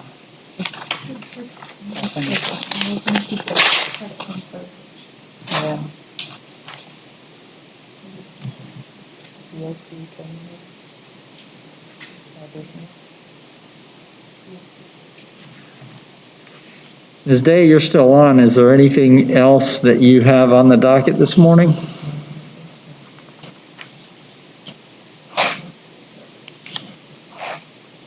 No, Your Honor. I was just observing. Oh, that's Mr. Dew. How do you pronounce your name again? It's due. Dew, okay. So, okay, I'm sorry, I saw the D and thought Ms. Day, but she's an LD, you're an AD, okay. So that's fine, you can stay on. I mean, I was just gonna turn it off, but if you're still observing, that's fine. No, it's quite over now. It's not quite over, we're waiting for Mr. Sweat to come back. His wife is having an issue outside in front of the courthouse, so he went down to take care of her. Okay, all right. Yeah, I'll just observe. Okay, thank you. Yes, ma'am. Did you sign this one because you signed it in the wrong place? Okay, sorry.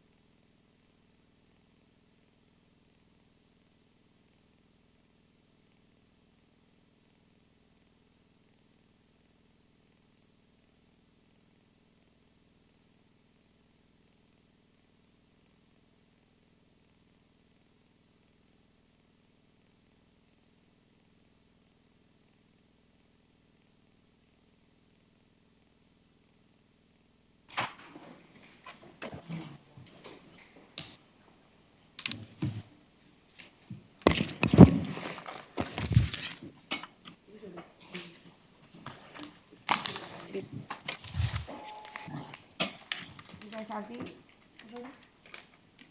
Yes. Okay. Oh, okay. Then I can, Judge can have, thank you very much.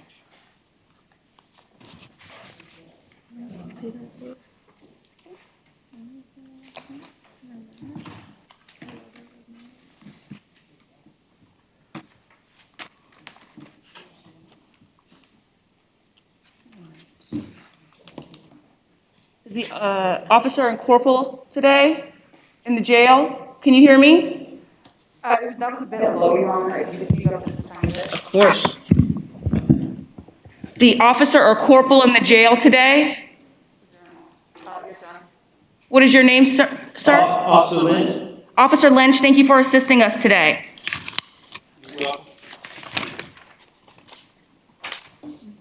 All right, good morning. Before we begin, I want to remind everyone that this courtroom utilizes audio and visual digital recording systems and equipment. Please do not hold side conversations while the court proceedings are in progress. Attorneys, you are reminded that conversations with your clients could be recorded, so they should be conducted behind the rail or outside the courtroom. If you are appearing via Microsoft Teams, please mute your devices until your case is called in docket order.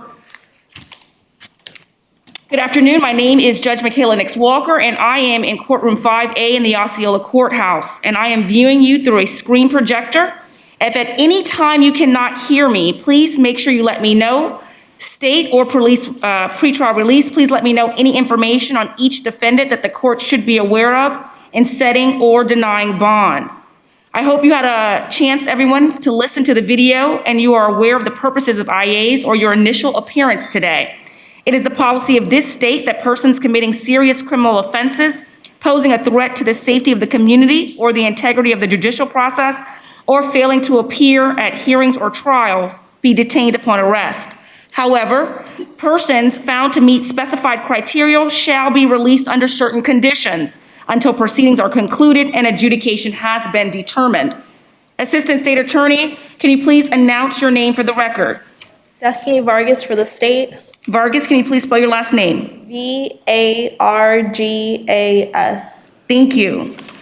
Can I have the attorney from Robert Wellesley's Office of the Public Defenders announce their name for the record, please? Tam Caraballo on behalf of the Public Defender's Office. Can you please spell your last name? Caraballo, Caraballo.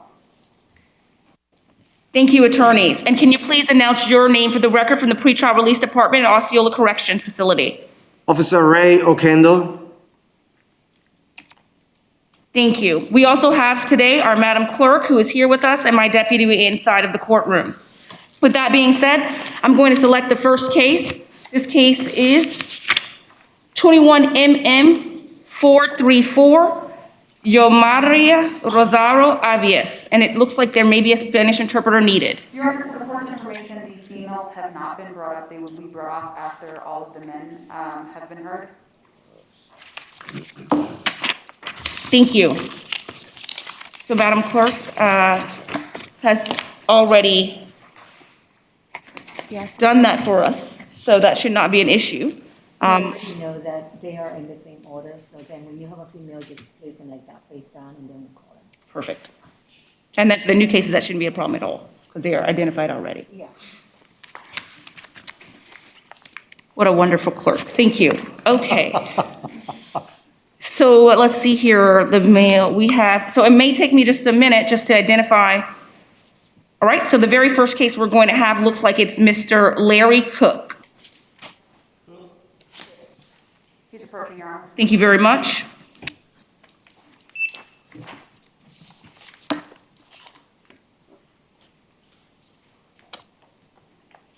Good afternoon. Can you state your true name and date of birth, sir? Larry Cook, 6/16/77. You are here as you are charged with an out-of-county warrant from Putnam County, and that is for the following misdemeanor, first-degree retail theft merchant, second offense. That and a count 2, a third-degree felony, tampering with physical evidence, and that was by Judge McGillen, who has had probable cause to determine that. Let's see here. At this time, I am going to appoint you to the Public Defender's Office unless you have a private attorney. Would you like to be appointed to the Public Defender's Office today, Mr. Cook? No. You have a private attorney? Okay. So for today's purpose, I'm going to provisionally appoint you to the Public Defender's Office, and I am going to give you a bond that's been previously set on your charge, your first count, for $500, and your first count, which is the first-degree retail theft, of $500, and then the second, third-degree felony tampering with the physical evidence at the bond of $1,000. Madam Clerk, any dates? Thank you. Good luck, sir.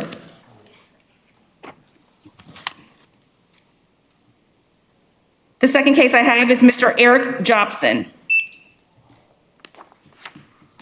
And that's, thank you. B number 21001234. Good afternoon, sir. Can you please state your true name and date of birth? Okay, you have to speak up, sir, and speak into the microphone. I didn't hear anything you said. Can you please tell me your true name and date of birth? Eric Jobson, 08/22/93. Thank you very much. Sir, you are here because you were charged with an out-of-county warrant in Orange County for failure to appear. There is for petty theft charge, there is a $500 bond that's associated. After looking at this, there has been probable cause issued by the judge. Let's see here. We have the judge here who gave you this.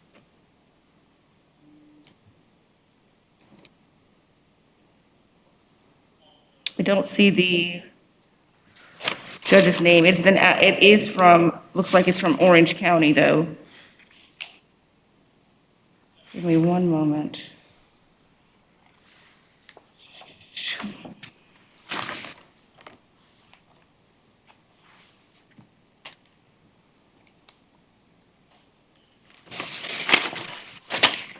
Do we know the judge on this case? Okay, so it looks like there was probable cause already determined I'm going to point you to the public defender's office unless you have a private attorney. Do you have a private attorney, or would you like the office of the public defenders? Okay, there, your attorney is Ms. Caballero, who's standing next to you, pardon me. It looks like there is the bond amount of $500. But ma'am, I'm just trying to figure out, this warrant is from 2013, correct?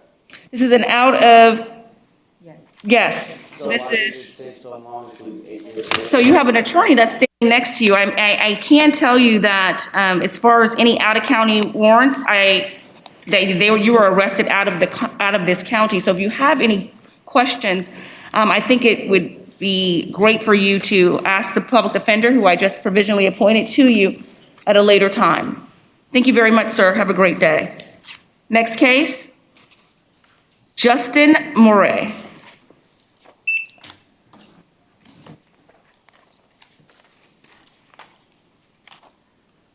Good afternoon, sir. Can you please state your true name and date of birth?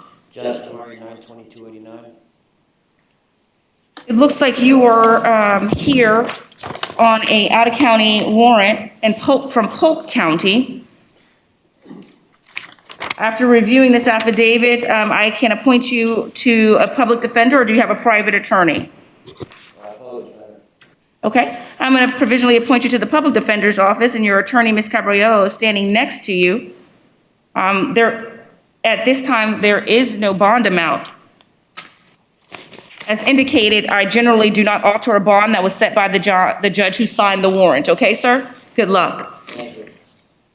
Next case is William John Brine.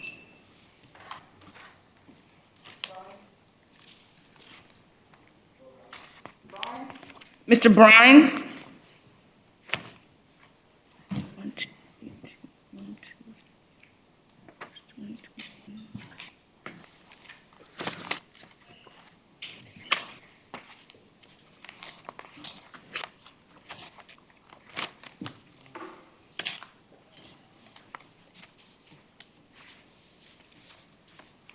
Thank you. Can you please state your true name and date of birth?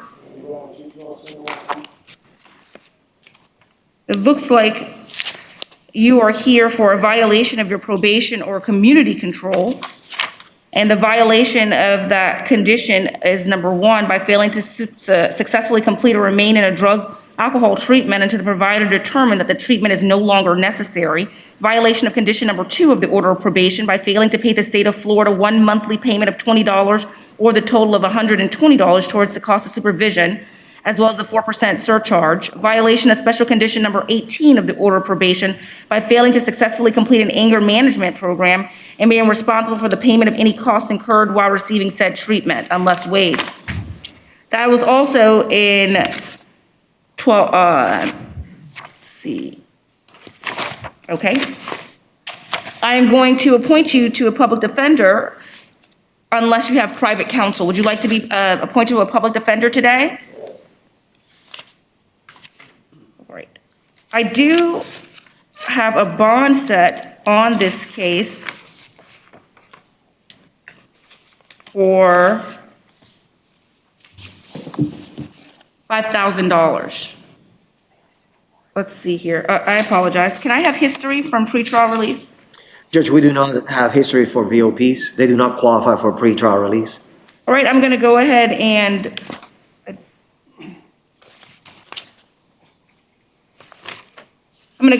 just issue a zero bond at this time, and you will wait on awaitment of your status hearing.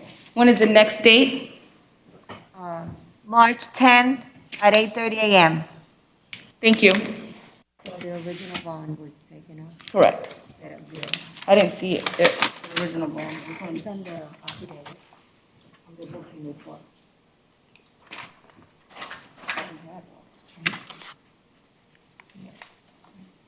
Yeah.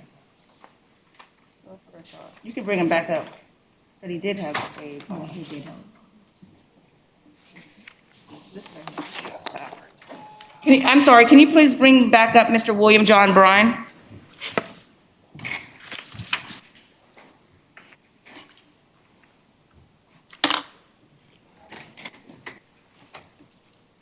Mr. Brine, we're back on case 2020 CF 0336, and my first interpretation of reading this warrant was correct. There is a bond, and that bond is $5,000.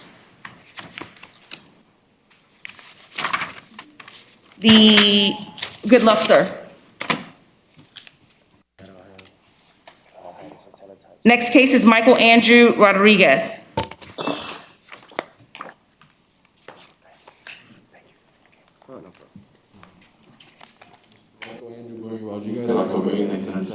Thank you. You are here on a failure to appear on a written promise. And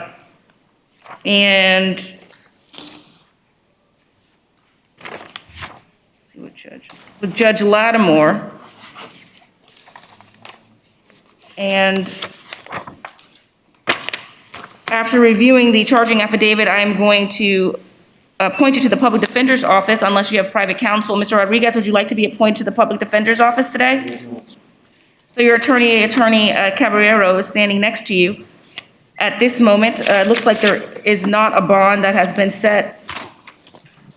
And as I discussed before, I usually do not alter a bond set by a judge who signed the warrant. Good luck, sir. Judge, he has two cases. Yes. Oh, I apologize. You have two cases here. Mr. Rodriguez, you have a case on 2019 CF 2885. Thank you, Officer Arquendo. And that's another failure to appear on a written promise.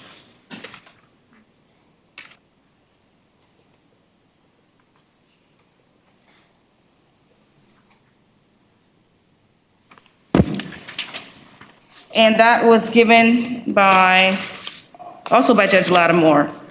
And that a judge has indicated that you do not have a bond at this time. As stated before, generally I do not alter the bond set by the judge who signed the warrant. Good luck, sir.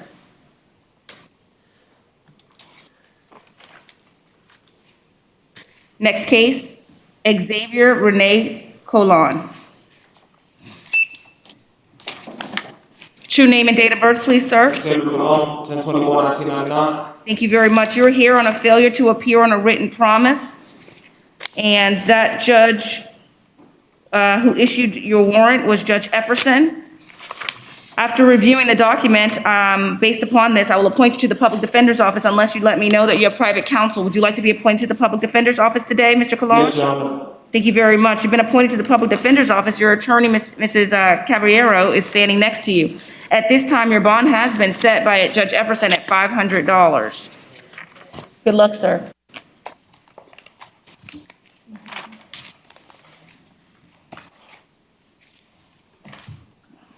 Philip Gustella. Philip Costello, 2185. Thank you.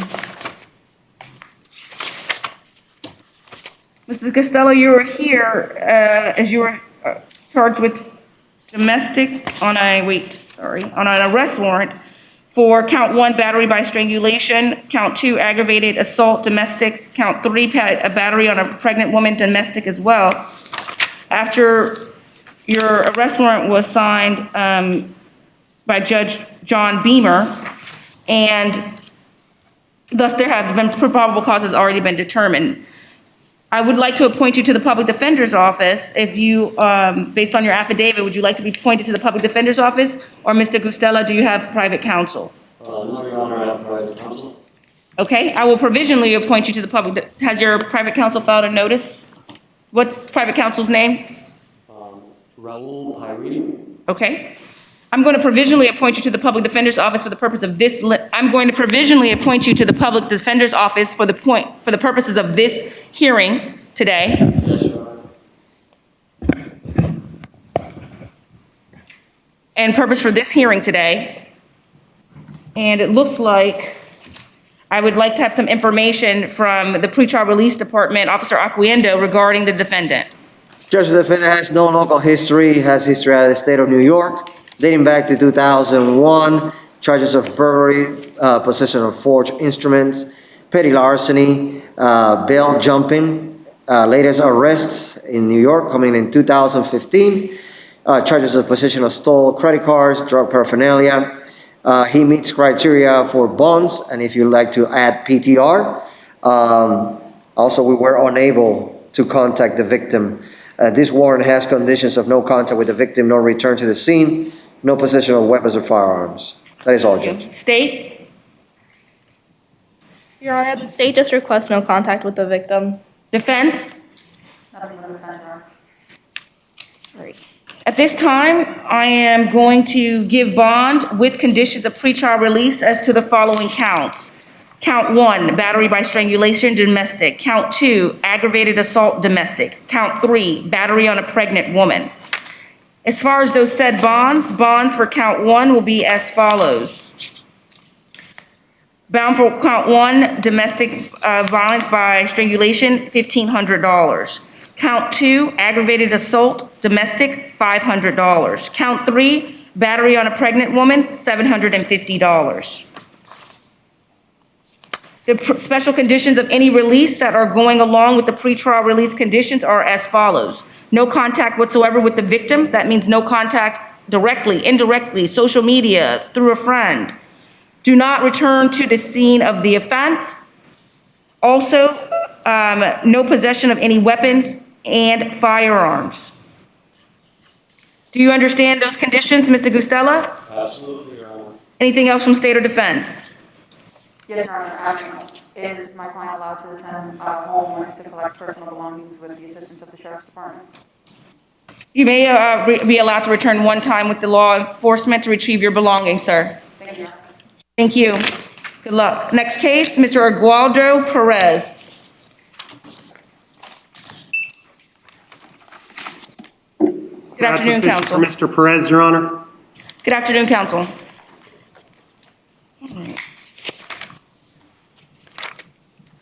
This was a arrest affidavit that was, let's see, is he here? Okay. Can you please state your true name and date of birth? Yes, Your Honor. Eduardo Perez, 12/27/64.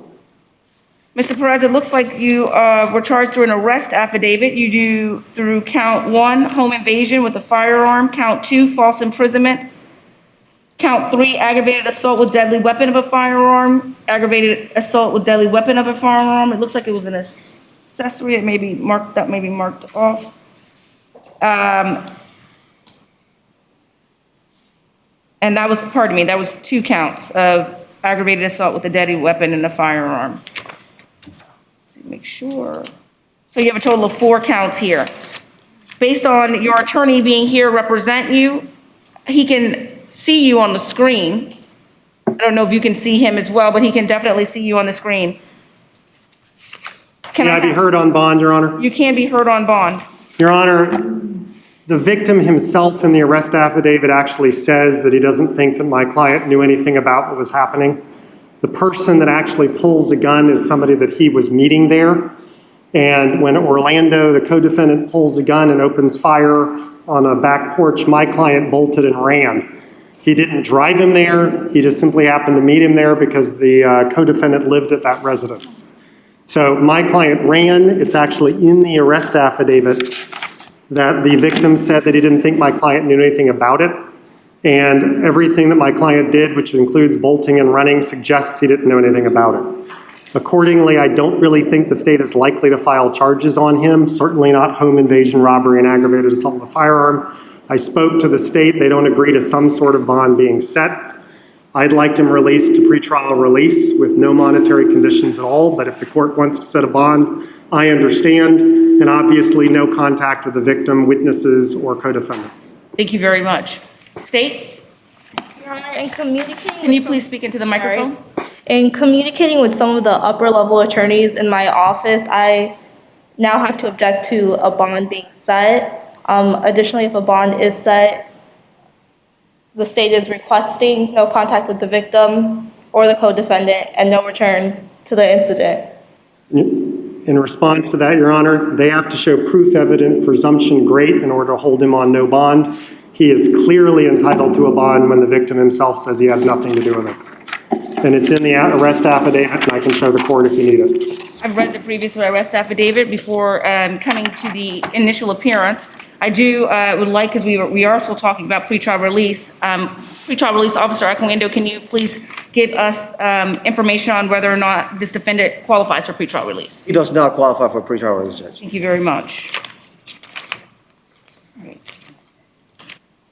Based on the information and the affidavit, the arrest warrant, I generally do not change the bond that was set by the judge who signed the arrest warrant. However, there are the following counts.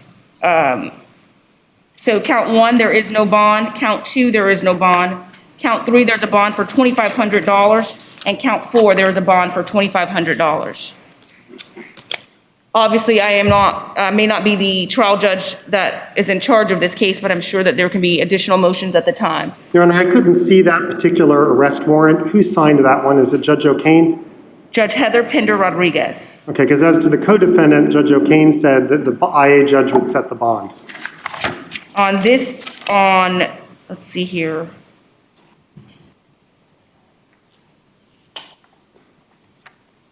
On this arrest affidavit, it does not indicate that bonds will be set at IAs here. Let's see, give me one moment.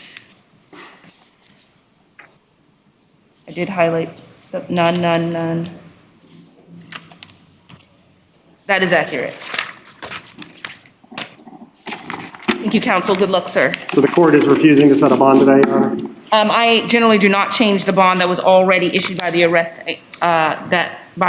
judge that signed the arrest warrant, but you do have an opportunity to file any appropriate motions to do that. And you know what judge has in this case, Your Honor?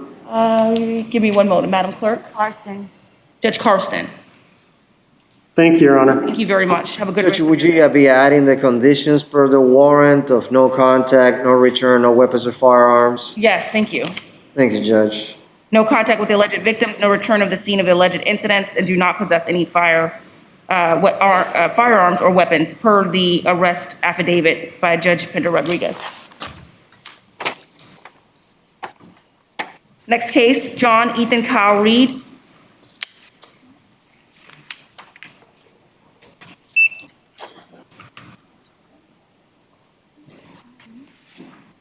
John Ethan Kyle Reed, 9892. Thank you. Can you please state your name? Oh, you did. You were charged here, looks like, with a violation of probation that was given through an affidavit of arrest. And let's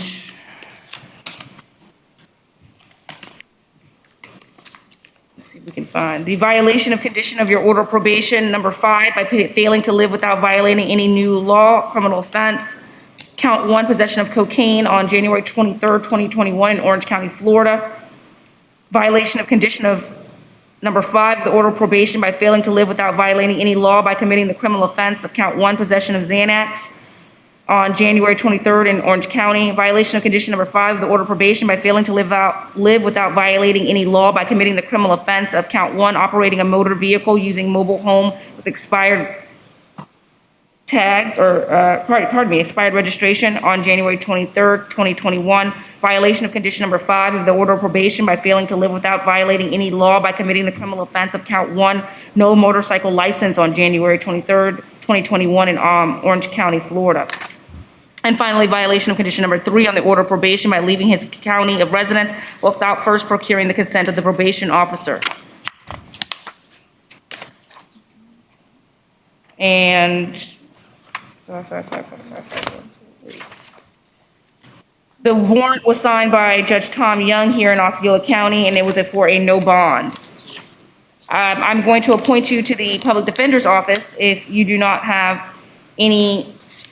currently have any counsel. Do you have counsel today, Mr. Reed? Yes, ma'am. And what is the name of your attorney? Ken Eulo, E-U-L-O. Yes, Mr. Elu. Attorney Elu, I'm not sure if he's filed a notice of appearance yet for you on your violation of probation.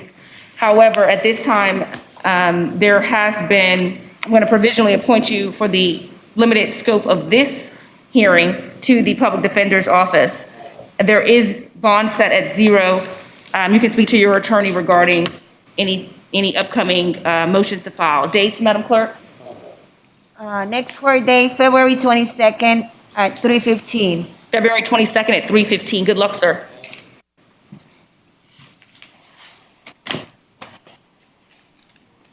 All right. So these are going to go well because these are already divided in female and male. Perfect. Next case we have here is Braulio Arc. Are we going to provisionally appoint? What's the name, Judge? His name is Braulio Braulio Arce? Arce. So he refused? Yes. Are you going to waive his appearance? Yes, Your Honor. Okay. So at this time,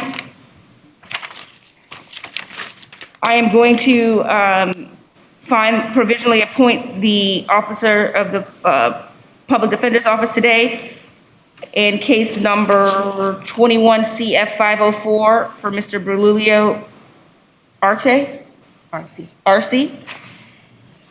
And pretrial release officer Acquiendo, can you give me information regarding the pretrial release program for this defendant? Judge, these are added charges. The defendant is arrested on previous cases, total of 8 cases. 7 of those cases with no bond, charges of bomb explosive, threatening with bomb explosives, making harassing calls, battery to Leo. He does not qualify for pretrial release, Judge. Thank you. State? Nothing further, Your Honor. Defense? Nothing further, Your Honor. I'm going to go ahead and issue a bond in this case for $2,500.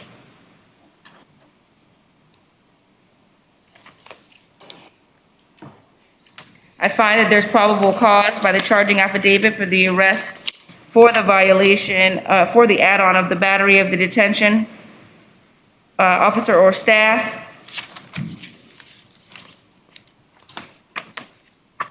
And no contact with the victim whatsoever will be a special condition of any release. Judge, that condition is when he's released? Yes, sorry, thank you. When he's released. When he's released, yes, Judge.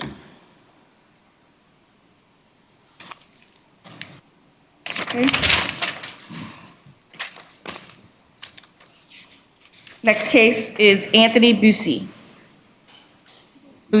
21 MM 428. Your Honor, he's being brought forward. Thank you very much.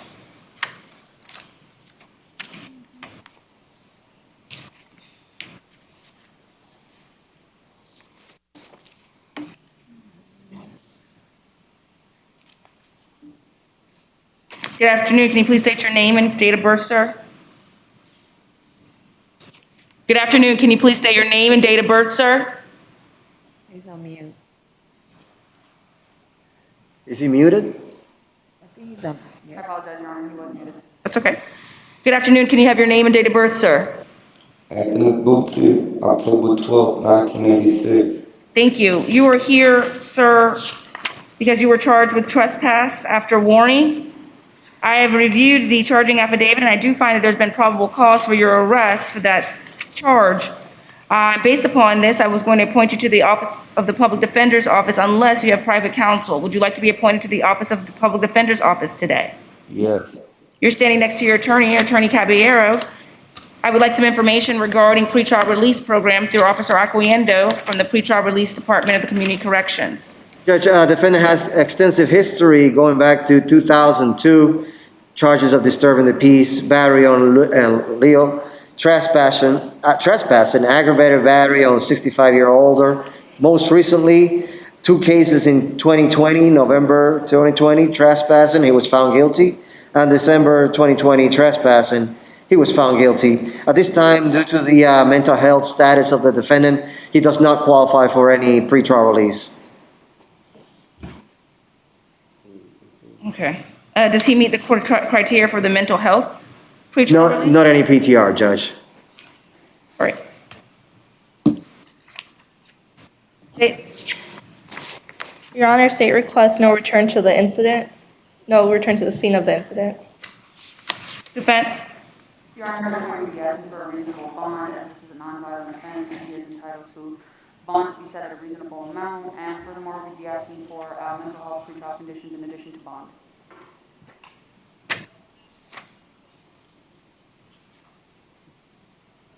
And once again, Judge, he Yes. doesn't qualify for any Right. mental health pretrial release. All right.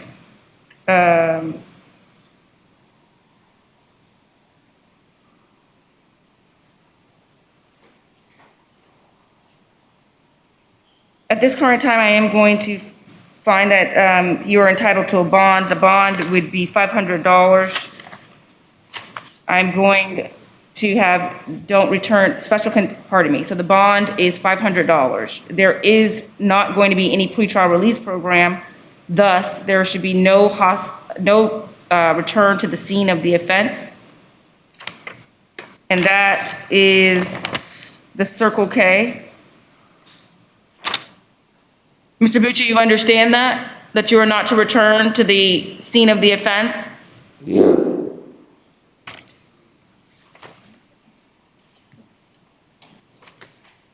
And as far as, there is no pretrial release for mental health, as he doesn't qualify for the pretrial release program, and so there is no real mental health conditions that I can give at this time because he does not qualify for the pretrial release program.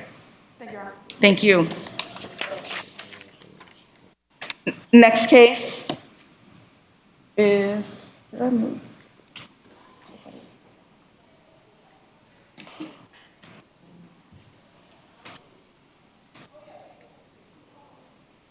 Okay, good.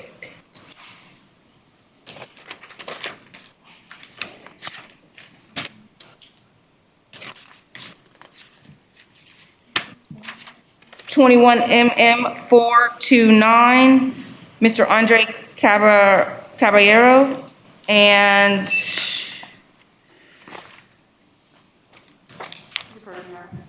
yes.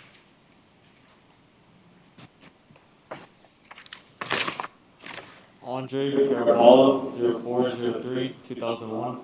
Thank you, Ms. Carballo. Mr. Carballo, you were charged with battery, simple touch, or strike. After reviewing the charging affidavit, I do find that there's probable cause for your arrest.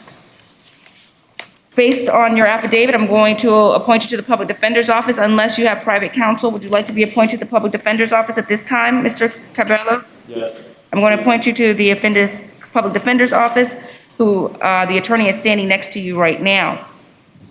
Mr. Acquiendo, can you please give me some information from the pretrial release program regarding this defendant? Judge, he has no prior criminal history. We were unable to talk to the victim as stated in the arrest report as a juvenile. He does meet criteria for bonds, and you could add PTR if you wished. Thank you. State? Your Honor, at this time, the state is requesting no contact with the victim. Thank you. Defense? Your Honor, we'd be requesting no hostile contact as the alleged victim is his younger brother and they live together. Thank you. All right, I'm going to do bond with conditions of pretrial release as to the follows. The bond is going to be for the amount of $1,000. The pretrial release conditions, pretrial release program are to count 1, which is the battery simple touch. In addition to bond, the conditions, with bond with conditions of pretrial release program, special conditions of any release at this time are no contact whatsoever with the victim.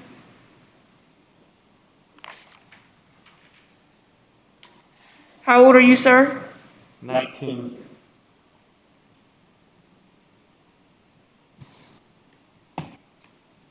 You may return one time with law enforcement to retrieve your belongings. Good luck, sir. Next case, next two cases are David Davis. Your Honor, we'd be asking for a reset on this. He's currently sick. Thank you.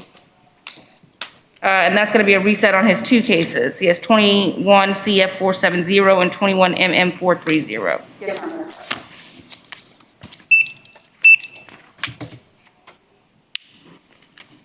Your Honor, for the court's information, there are approximately 4 individuals who have already bonded out. If Your Honor would like, I can recite to you the names. We've already removed them from the IA list. Thank you very much. You're welcome.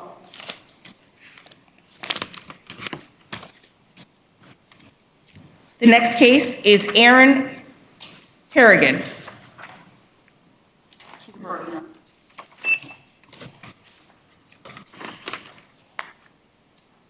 Your Honor, Aaron Harrigan, 12/24/1983. Good afternoon, sir. You were here because you were charged with child abuse without great bodily harm. Based on the affidavit, I find that there is probable cause for your arrest.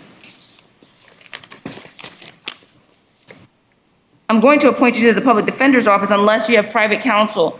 Mr. Harrigan, would you like to be appointed to the public defender's office today? Yeah, actually, I have a private counsel, but I wasn't able to contact them, wasn't given the opportunity yet, so. Okay, I'm going to go ahead and provisionally appoint you to the public defender's office for the purpose and limited scope of this hearing only. I would like to hear from Mr. Acquiendo regarding pretrial release. Judge, the defendant has no prior criminal history. He does not qualify for pretrial release due to these charges. We were unable to contact the victim as a minor. That is all, Judge. Thank you, State. Your Honor, State is requesting no contact with the victim. Defense? Your Honor, you're requesting no hostile contact with the victim as this is her, the alleged victim is his daughter.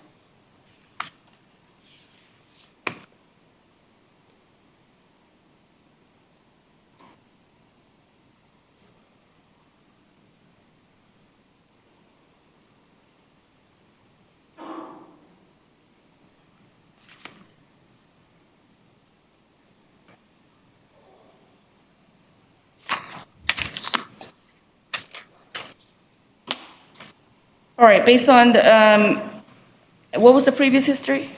He has no priors, Judge. I'm going to set bond at $1,000. I'm going to have no hostile contact with the victim. Good luck, sir. I find probable cause based on the charging affidavit for your arrest. Bond set at $1,000. Special conditions of any release are no hostile contact with the victim. Pardon me. This victim is a minor. That's correct, Judge. No contact whatsoever with the victim. I apologize, Mr. Harrigan, that it's going to be no contact with that whatsoever with the victim. With a $1,000 bond. Good luck, sir. Next case. Mr. Luis Hernandez. Thank you. Can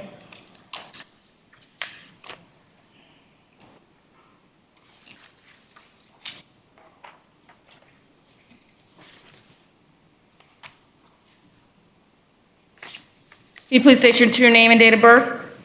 Luis Hernandez, 2/12/76. You're currently charged with a a battery, touch, or strike.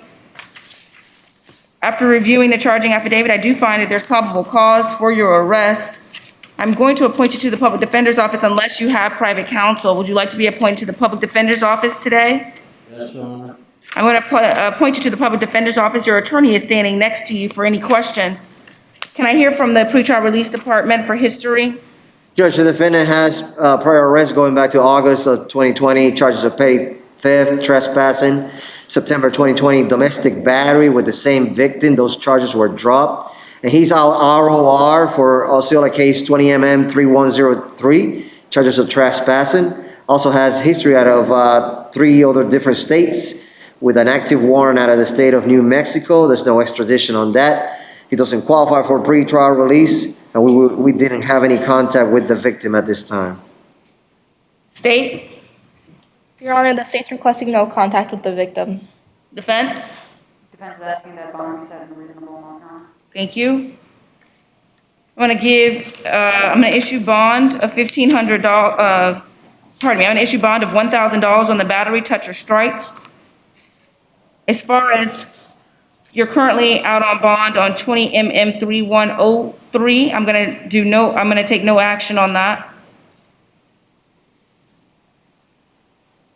No contact whatsoever with the victim and do not return to the scene of the offense or residence or the special conditions associated with the $1,000 bond. Good luck, sir.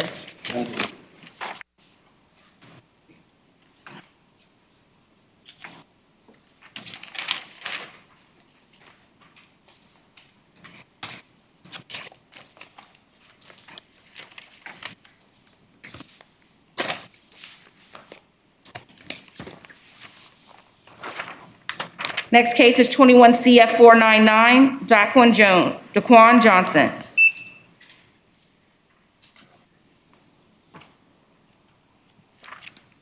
Mr. Johnson, can you please state your true name and date of birth? Is this Mr. Daquan Johnson? He's probably muted. You're probably muted. It's okay. Can you please state your true name and date of birth? October 23rd, 2002. True name? Daquan Johnson. Thank you. You were charged with possession of burglary tools and a third-degree felony and a criminal mischief, which is a first-degree misdemeanor.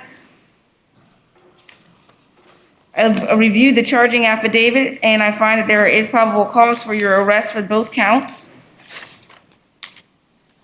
And I would like to appoint you to the public defender's office unless you have private counsel. Do you have private counsel, Mr. Johnson? Mr. Johnson, you got to speak up into the microphone so I can hear you. Do you have private counsel? Okay, so with that indication of I think so, I'm going to go ahead and provisionally appoint you to the public defender's office for the limited scope of this case today, okay? Okay. Can I hear some information from the pretrial release department, Officer Acquiendo, regarding the defendant? Judge, the defendant has juvenile history going back to 2016, charges of burglary of occupied dwelling, failure to appearance, has a total of 4. Most recent history in 2019, July 2019, burglary on occupied dwelling, and July 2020 battery. We are recommending direct PTR with mental health PTR if qualified, or PTR with mental health conditions. Thank you. State? Your Honor, state's requesting no contact with the victim and no return to the scene of the incident. And where is the scene of the incident? Is that the hotel? Yes, Your Honor, 4547 West 192, Kissimmee, Florida. Thank you. Defense? Your Honor, we'd be asking that bond be set in a reasonable amount, and furthermore, we'd be asking for pretrial release of mental health conditions. He does qualify for direct PTR, Judge, with the mental health PTR or PTR with mental health conditions. Thank you.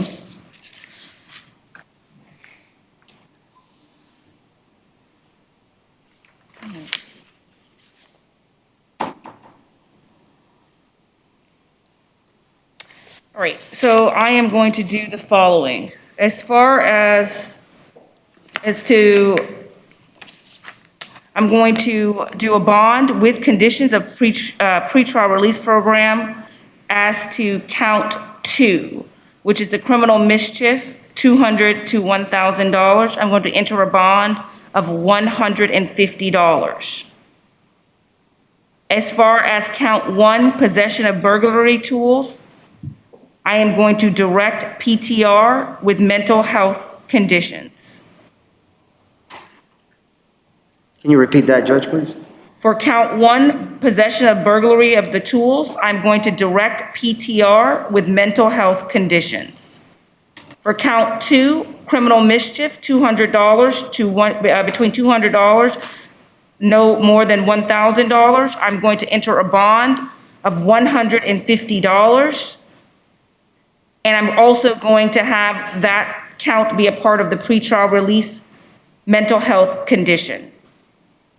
Special conditions also include do not return to the scene of the offense, which would be the Maple Leaf Motel, located at 4647 West 192, Kissimmee, Florida.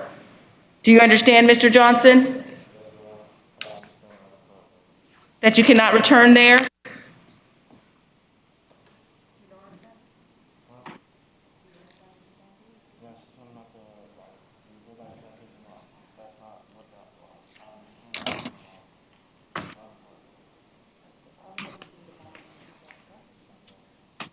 Your Honor, I'll be able to explain further to him.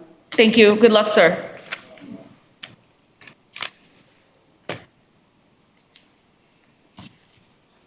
Next case is William Romnowski. And I think that one has a, yes. William Romanowski, 21691. Give us one moment. Their victim is here in the courthouse. There is two cases, 21 CF 500 and 21 CF 458. All right. One has.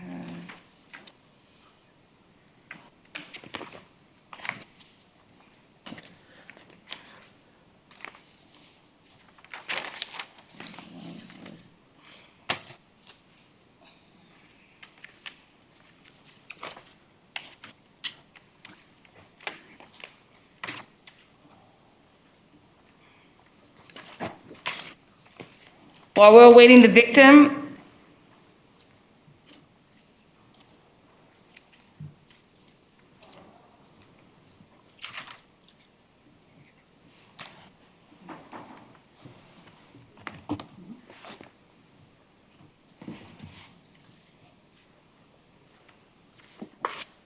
right. You were charged with the following. In case 21 CF 500, a first-degree misdemeanor, drug possession, controlled substance, methamphetamine, resisting or obstructing without violence, a second-degree misdemeanor.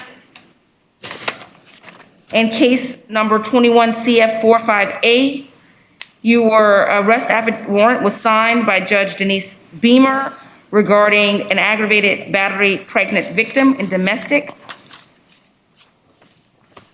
After reviewing the 21 CF 500, I find that there was probable cause for the arrest for count 1 and count 2. As far as CF 458A, there was already probable cause determined by an arrest affidavit by Judge Denise Kim Beamer. With that being said, I have looked at the affidavit and it will appoint you to the public defender's office unless, Mr. Romanowski, you have a private attorney. Would you like to be appointed to the public defender's office today? Yes, ma'am. Thank you. Your attorney is standing next to you. I would like to hear some information from the Pretrial Release Department of Community Corrections, Officer Acquiendo, regarding the defendant. Judge, the defendant has history going back to 2004. Charges of possession of cocaine with intent to sell, possession of marijuana over 20 grams, selling cocaine, burglary on occupied structure, charges of battery, domestic, 2 counts of that. Most recently, the defendant has an arrest in July 2020 for charges of petty theft with subsequent offenses. That was no pros. He meets criteria for bonds, and you can add PTR if you like, Judge. Thank you. State. Your Honor, state requests no contact with the victim. Additionally, state requests no alcohol or drugs as a condition of PTR. Thank you. State. Defense. I apologize. Your Honor, we requested a bond set in a reasonable amount, and we also be asking for no hostile contact. We are also pending alleged victim's testimony here today. Thank you. I would like to hear from Mrs. Amber Barrones. Barrones? Thank you. Ms. Barrones, can you please put your right hand up? Do you solemnly swear or affirm to testify the truth and nothing but the truth, so help you God? Yes. Mrs. Barrones will be testifying in the case regarding battery on a pregnant woman. Your Honor, I apologize. We did not hear Ms. Barrones speaking into the mic. She has not spoken just yet. Okay, Your Honor, just wanted to be clear. All right. We would like to hear your testimony, ma'am. The alleged crime that they're stating happened, I apologize, Your Honor. It's still inaudible in the jail. Okay, you're just gonna have to speak up a little bit louder, right there on that podium. right, I'm just here, I don't know, that the alleged crime that they're stating happened did not happen. She has stated the alleged crime that they have said has happened did not happen. And I wrote a statement that day stating that, as well as I'm not in any kind of fear for my life, and I don't She wish has to indicated that she prosecute wrote a him. statement. She has indicated that she wrote a statement regarding that she was not in fear of her life. And you have to speak up a little bit more because I won't be able to transcribe everything, and it's important that we hear what you have to say. What exactly, can you like direct me on exactly what to say so that way I don't miss anything? I can't, just tell me what your just tell me what you are here for, and you tell I'm here me. because he's my boyfriend and we live together. We're expecting a child together and I don't fear him. We've never had any kind of domestic violence issues. He's not a violent person. I've never had any kind of physical altercations with him and I don't wish in any way to prosecute or to proceed with any kind of charges. Thank you. Is there anything else you would like to say to me today or the court? Yeah, that I wish to have full contact with him.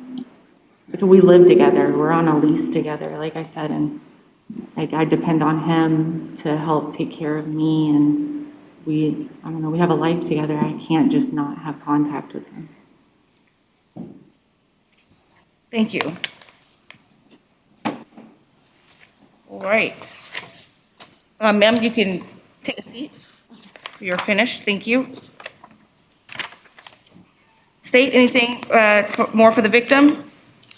No, Your Honor, just again, state is requesting no contact with the victim. Defense? Your Honor, based on the alleged victim's statement that she would like contact, she is dependent upon him, she does not fear for him. We are requesting no hostile contact at this point with a reasonable bond being set. Thank you.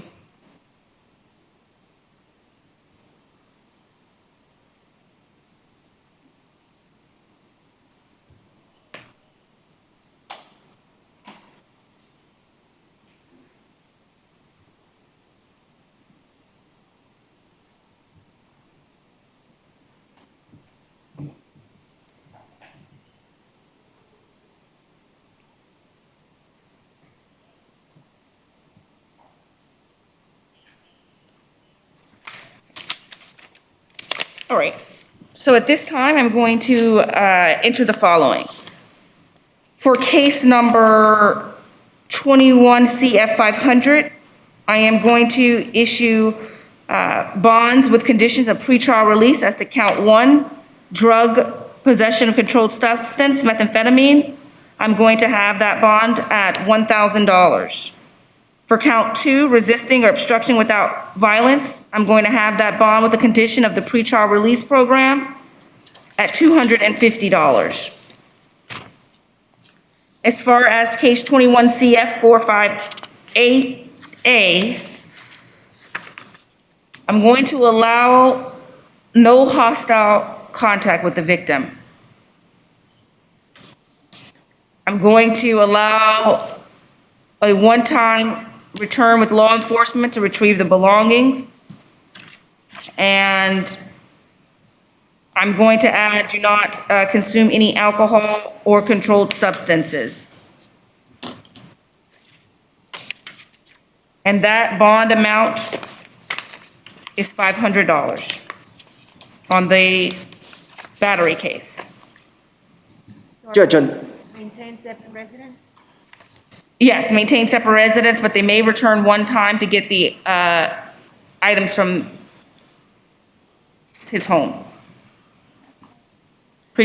And that, you have questions? Who has questions? I have a question, Judge. For the drug case, do you have any conditions on that? Yes, that one is no random drug and alcohol testing, and do not consume any alcohol or controlled substances without prescription. Yes, Judge. Thank you.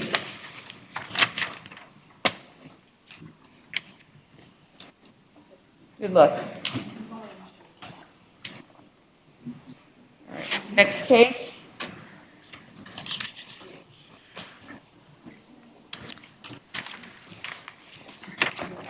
Next case is Danielle Smart. That's in the next case. She's being brought in with a female group, Your Honor. Oh, wait.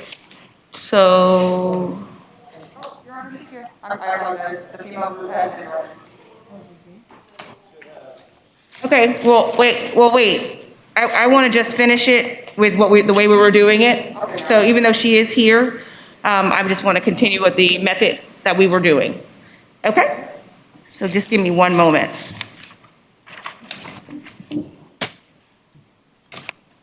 Mr. Alexander Turner.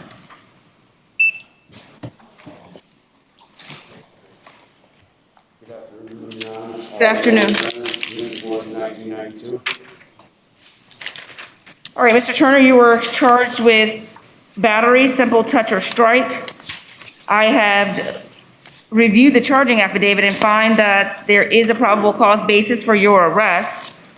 At this time, after reviewing the said charging affidavit, I've determined that, based upon this, I would like to appoint you to the Public Defender's Office unless you have private counsel. Do you have private counsel, or would you like to be appointed to the Public Defender's Office today? I'd like to be appointed public defender, please. APD Carbello is standing right next to you here. I would like to have in some information from the Pretrial Release Department, Officer Acquiendo, regarding the defendant and the history. Judge, the defendant has no prior Florida arrests, has history out of the state of Indiana with arrests going back to 2014, charges of domestic battery, a failure to appear, and criminal mischief and possession of drug paraphernalia. The victim is requesting contact, and he meets criteria for bonds, and you can add PTR, Judge, with mental health PTR if qualified, or PTR with mental health conditions. Thank you. State? Your Honor, the state's requesting no contact with the victim. Defense? Your Honor, at this point, we'd be asking that bond be set in a reasonable amount, and we'd also be asking for no hostile contact.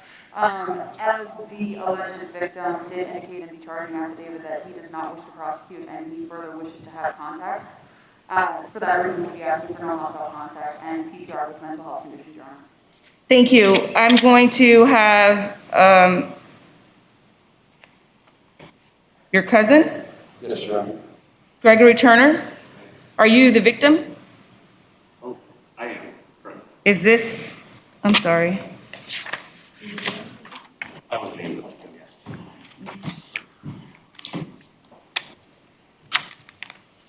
Okay.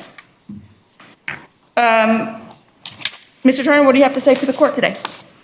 Your Honor, we had a stupid altercation. We were both intoxicated. It was a stupid fight. I didn't call 911 because I was afraid of him. I was afraid for him. I was afraid he might get hurt, might do something stupid. I was worried about him. He's like a brother to me. He helps me take care of his dad, my uncle, who just went through surgery. I would like full contact. I don't want to press charges. In hindsight, I probably shouldn't even called 911. I was just worried about my cousin. Thank you. All right. Is there anything else you would like to tell the court today? No, ma'am. You may be seated. All right. So I am going to do the following. Anything from defense or state based on his testimony today? Nothing further, Your Honor. Yes, Your Honor, again, we would just be requesting no hostile contact, as the alleged victim himself has indicated he does not wish to prosecute, and he would further like contact with my client, and additionally, the call that was made was more so for the health and welfare of my client. Thank you. I'm going to order bond with conditions of pretrial release as to count 1, simple battery or touch. I'm going to allow no hostile or violent contact with the victim. Do you guys live together? Yes, Your Honor. I am going to state that you have to maintain separate residences. You may return one time with law enforcement to retrieve your items, Mr. Turner. Understood, Your Honor. You have a mental health pretrial release program with mental health conditions. Good luck, sir. Just want to clarify, those will be mental health PTR if qualified, or PTR with mental health conditions, and the bond amount is? The bond amount for count 1 is $1,000, Thank you, Judge. and that's going to be with the pretrial release program. Special conditions of his release will be no hostile contact with the victim, He may return one time with law enforcement to retrieve his belongings, but he must maintain separate residence. And if he qualifies for mental health pretrial conditions, he will be with mental health pretrial conditions. Otherwise, he will just be with pretrial if he does not qualify for the pretrial mental health. You can go either way, Judge. Okay, so if he can go either way, then mental health. Yes, Judge. Thank you. Thank you. I didn't, okay, realize that. So I'll do the bond with the mental health pretrial release program if the defendant qualifies. Yes, Judge. Okay. And that bond is $1,000. Good luck, Mr. Turner.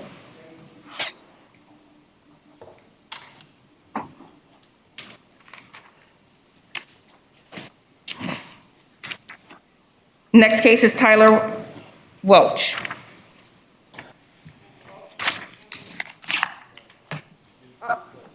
Your Honor, can we reset this? He's not present in the chapel. I didn't understand what you said. He's not present in the chapel. We're asking you to reset him for tomorrow's IA. The Monday's IAs, you mean? No, there's IA. Oh, Saturday's IAs? Yes, Your Honor. All right. Officer Lynch, Yes, ma'am. was he not on our schedule? He is on the schedule, but he's too sick to come up. Thank you.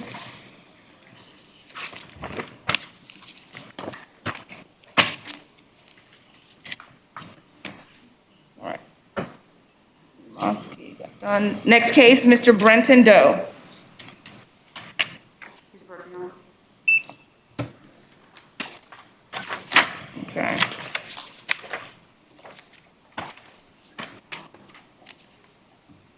Can you state your true name and date of birth? You were here because you were charged with robbery, strong arm, no weapon, force used, cocaine possession, count 2, 3, drug equipment possession and or use, and 4, obstruction of the officer without violence. I find that there is probable cause after reviewing the charging affidavit for those said arrests. Based upon this, I'm going to point you to the public defender's office unless you have private counsel. Mr. Doe, do you have private counsel? Is that an indication of no, sir? Yes, ma'am. And would you like to be pointed to the public defender today? Okay. She's going to be, APD Caballero is standing next to you, and she will be appointed to you provisionally today. Can I hear from the pretrial release department regarding history and qualifications for the pretrial release program? Yes, Judge, the defendant has history going back to 1996, charges of robbery with a firearm, charges of battery, possession of stolen property, trespassing, several failure to appears. Most recent history coming in February 2020, charges of loitering, resisting without violence. He was found guilty for that. And in April 1st of 2020, failing to register as a career offender. He does not qualify for pretrial release due to the charges. That is all, Judge. State? Your Honor, state requests no contact with the victim, no return to scene, 1507B North John Young Parkway, and no alcohol or drugs if possible. Defense? Your Honor, defense is just asking that bond be set in a reasonable amount. All right. Mr. Doe, these are the charges as follows. I am going to set bond in the following way. For count 1, robbery with strong arm, the bond will be set at $5,000. Count 2, cocaine possession, will be set at $1,000. Count 3, drug equipment and possession and use of will be at $250. Obstruction of the officer without violence will be $250. Special conditions of your release are no contact with the victim whatsoever, no return to the scene of the offense, and do not consume alcohol or controlled substance without a prescription. Good luck, sir. Next case. Mr. Damian Suarez. Next 2 cases. Mr. Damian Suarez. Thank you.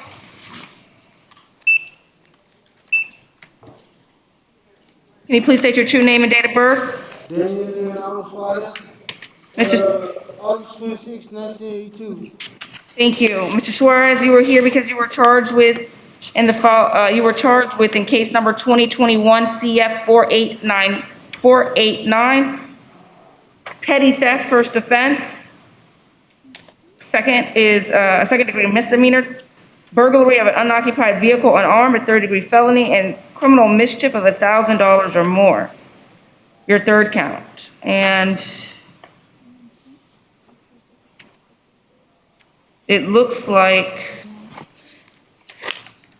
He has a second case, Judge. he has a second, okay, I see that. His second case is case number, I don't have a case number, but B number 2100309.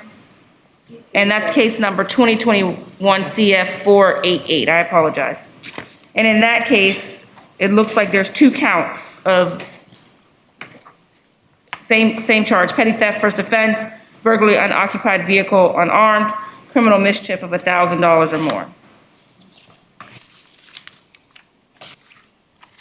After reviewing the charging affidavit, I find there's probable cause for 3 counts in 2021 CF 489 and the 3 counts in 2021 CF 488. I find that those 3 charges have, per the charging affidavit, have probable cause. And in case number 2021 CF 489, I find that based on the charging affidavit, there has been probable cause for the 3 counts.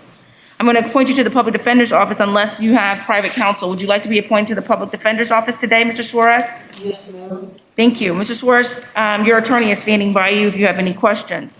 Based upon this, the bond will, can I have information for history from Officer Acquiendo from the Pretrial Release Department?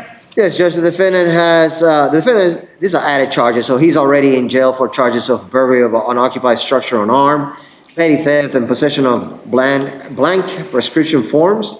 He also has history going back to 2006, charges of grand theft, possession of harmful drugs, criminal mischief, trespassing, robbery in July 2016, no firearm. He was found guilty of that. And that is all, Judge. He does not qualify for pretrial release due to these being added charges. Thank you, State. Your Honor, state requests no contact with the victims and no return to scene of incident, which I believe is first R&J Auto Service located at 2958 Michigan Avenue, Kissimmee, Florida. And the second, it looks like 2968 Michigan Avenue, Kissimmee, Florida. Thank you. Defense? Your Honor, we're just asking that bond be set in a reasonable amount. Okay. So, in case number 2021 CF 489, on the charges of petty theft, first offense, bond will be set at $250. Burglary of an unoccupied vehicle, count 2, burglary of an unoccupied vehicle unarmed, be $2,500. Third count, criminal mischief of less than $1,000. Looks like we will have bond set at $500. And the same will be for 2021 CF 488.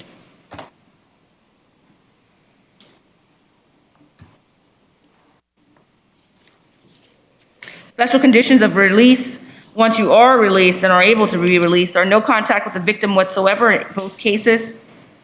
Do not return to the scene of the offense in both cases.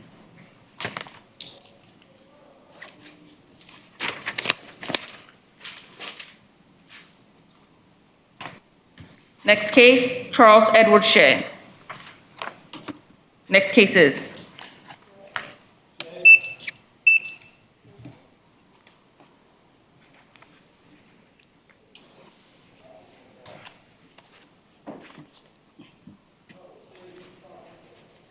Your Honor, Shay was seen yesterday at IA's. It was reset. You refuse? Yeah, he refused yesterday. No, He he said he was seen yesterday. And we're saying that he refused. Oh, okay.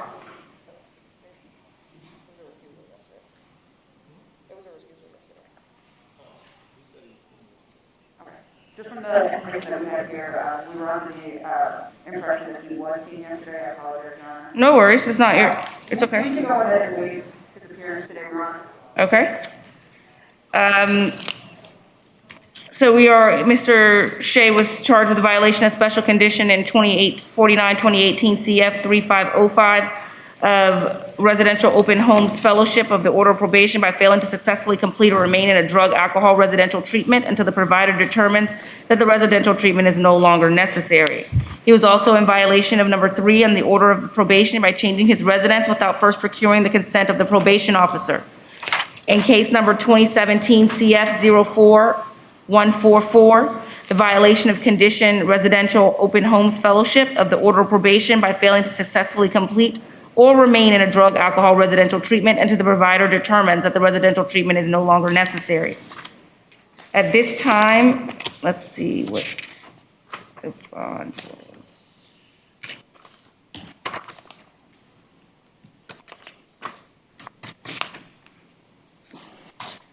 At this time, there is a violation of property probation, and the bond is set as 0.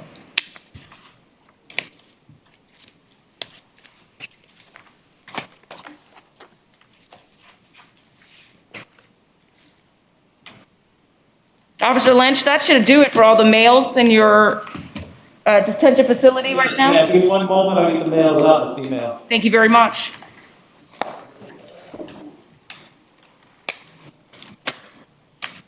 One moment, please, guys, in the courtroom. Yes, Judge. Would Your Honor allow me a moment to speak with the females who weren't able to hear the IA video? Yes, and I'm going to go ahead and mute you, so I'll give you about 5 minutes, okay? Thank you, Your Honor. Thank you.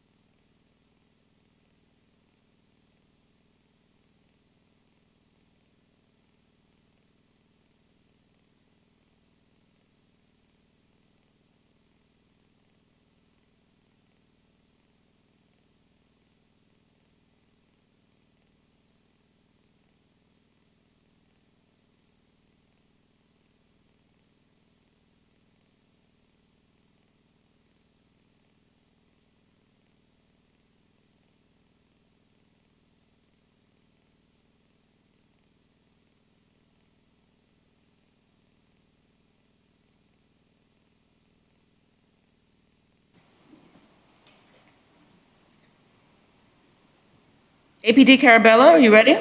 Yes, Your Honor, we are.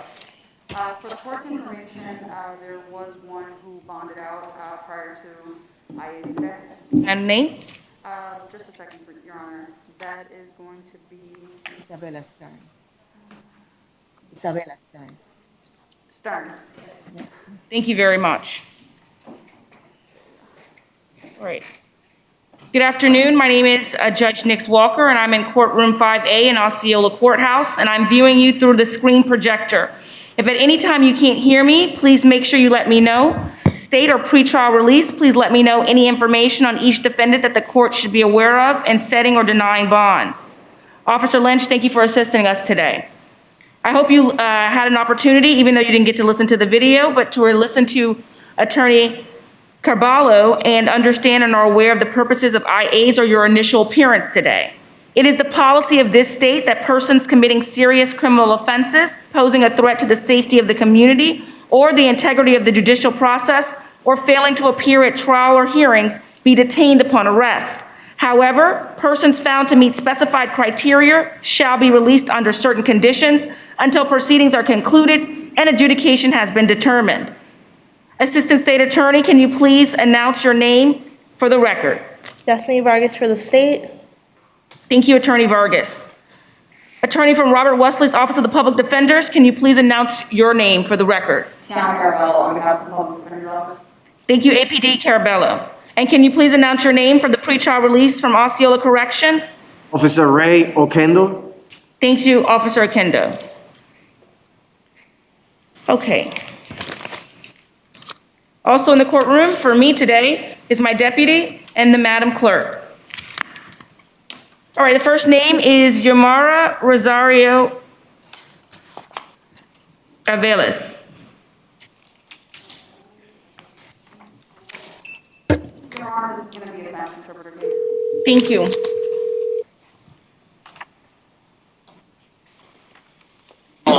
Good afternoon, this is Talia Romero, Spanish interpreter on the line, already sworn in today. Good afternoon, and thank you. We have Mrs. Yamaro Rosario, case number 21MM434. She is at the jail today, and thus is going to be hearing you through that medium. Oh, okay, thank you. Of course. And the name is Rosario, Your Honor? Aviles, A-V-I-L-E-S. Okay.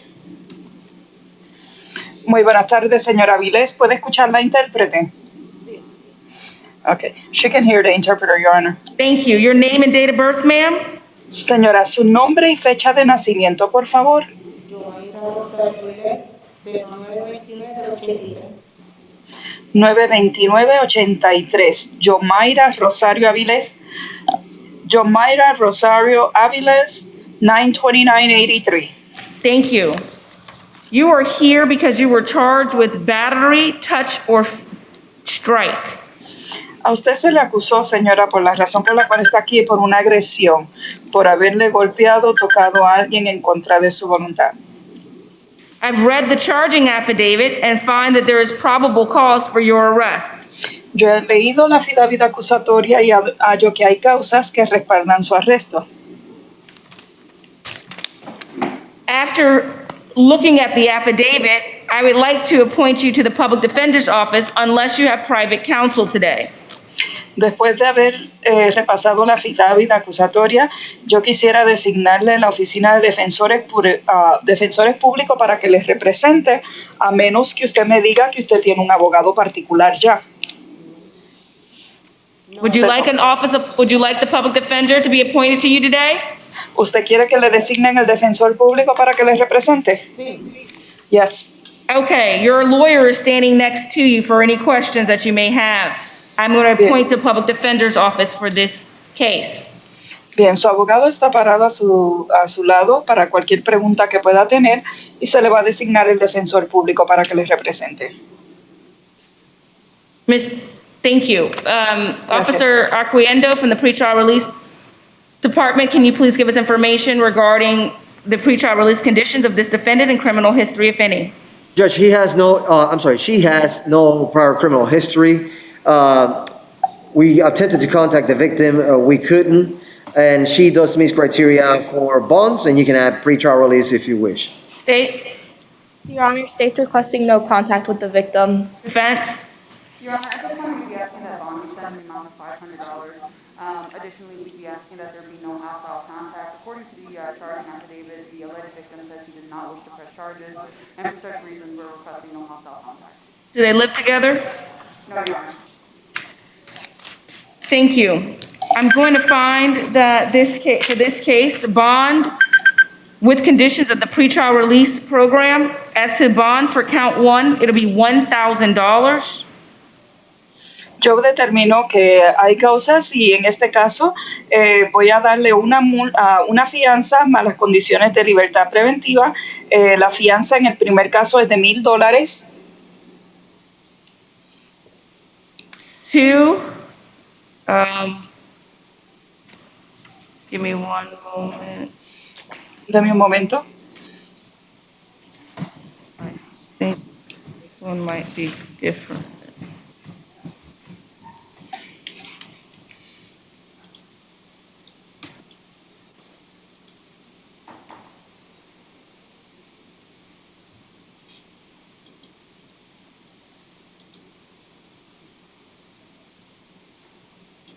Your Honor?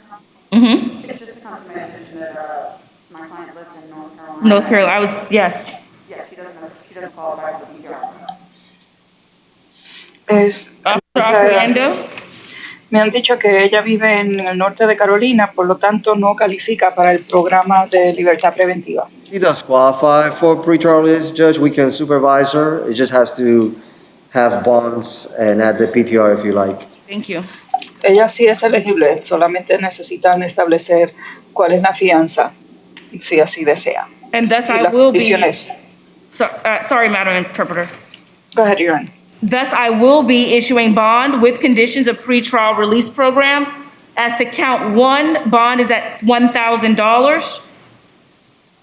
Bien, yo voy a estar dándole una fianza, al igual que va a tener las condiciones del programa de pretrial release, de libertad preventiva, con las cuales tienes que cumplir.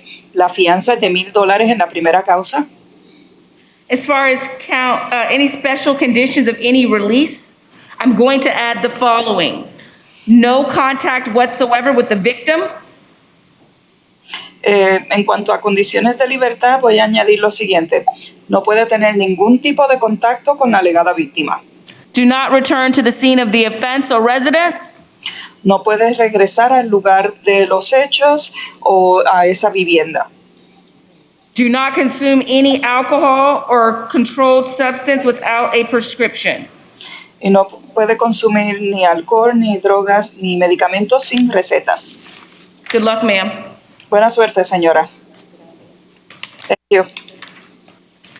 Next 4 cases, Nancy Carol Combs.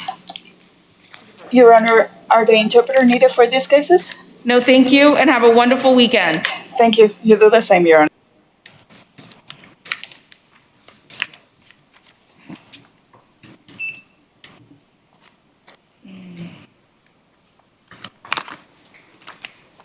Can you please state your true name and date of birth?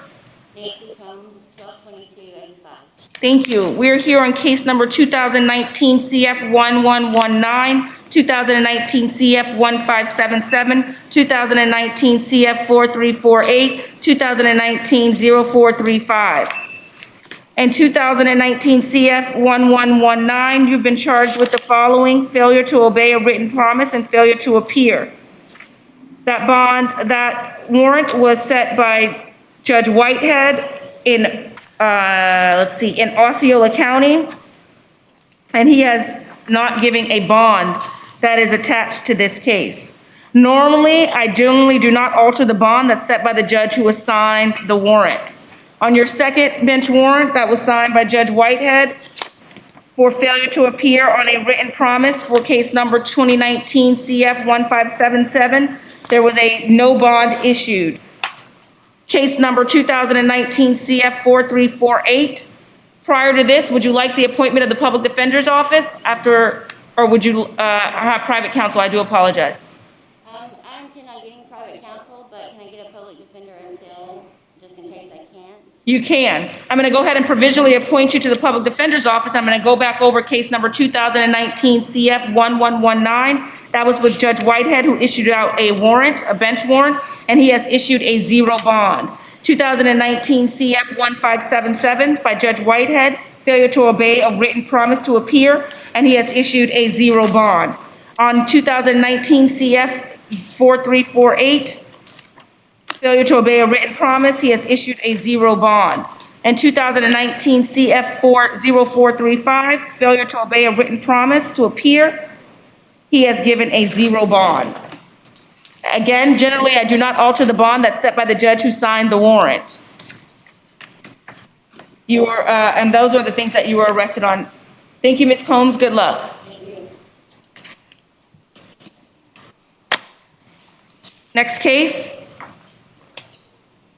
Chiquita Jackson. Thank you.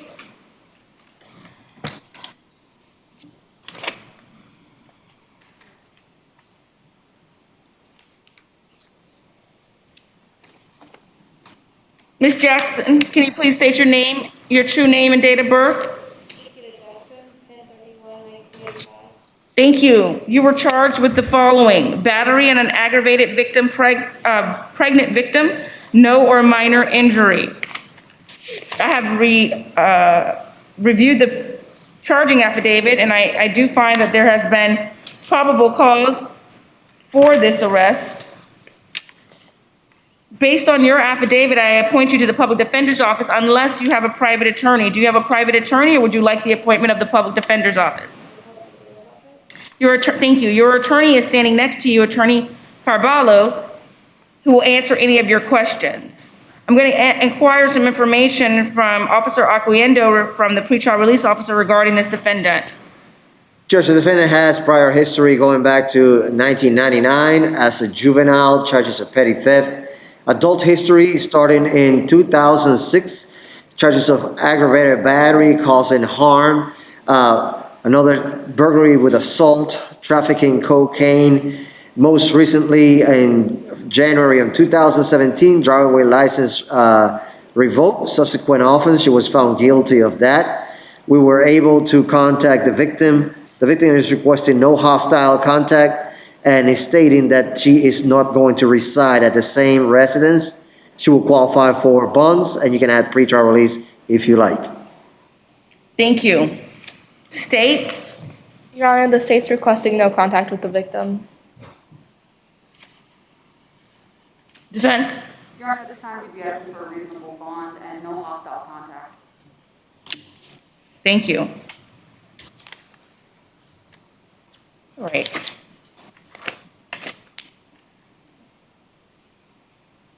I'm going to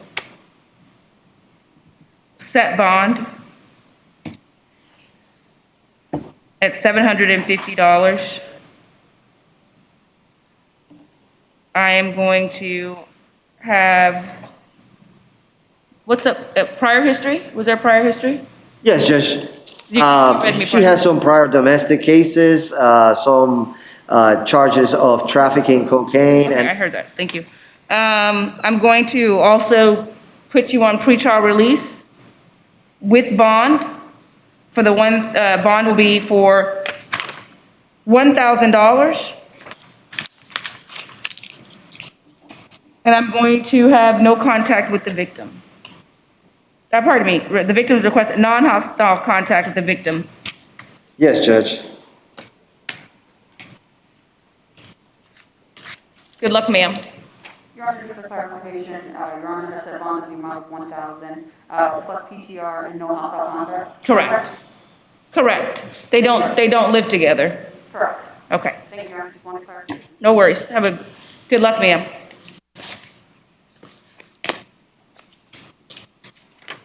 Next case is Christina Johnson. She's coming forward, Your Honor. Thank you.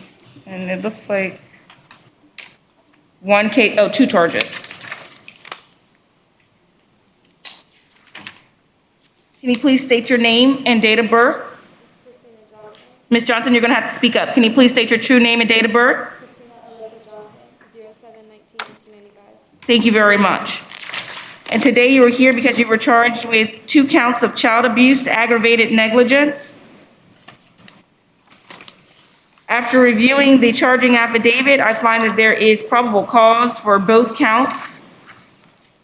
I also looked at your affidavit and will be appointing you to the I also saw there was an affidavit and you will be appointing you to the public defender's office unless you have private counsel. Do you have private counsel, or would you wish to obtain the services of the public defender's office, Mrs. Johnson? Thank you.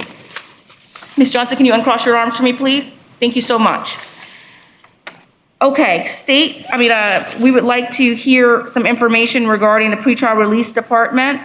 Yes, Officer Judge. Acquiendo? Yes, Judge. She doesn't have any prior criminal history. She doesn't qualify for pretrial release due to the charges.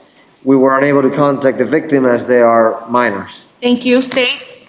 Your Honor, state's requesting no contact with the victims. Thank you. Defense? Your Honor, at this time, we're just asking that bond be set in a reasonable amount.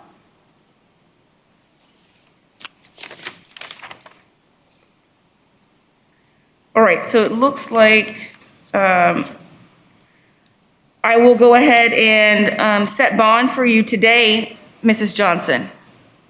I'm going to set bond at the following.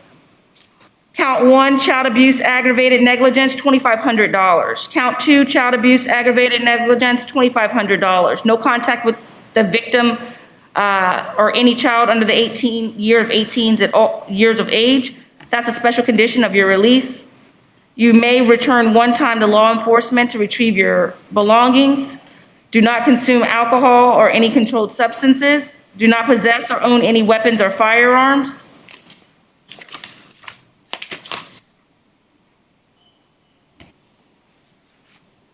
Are you working? Okay.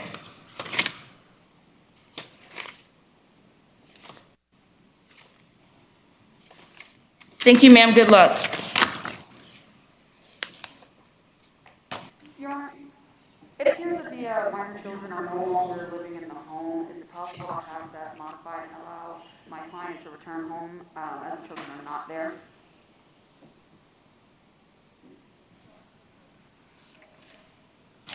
So so there was two cases here. The case, I just want to kind of go over that. So there's case number 21 CF 498.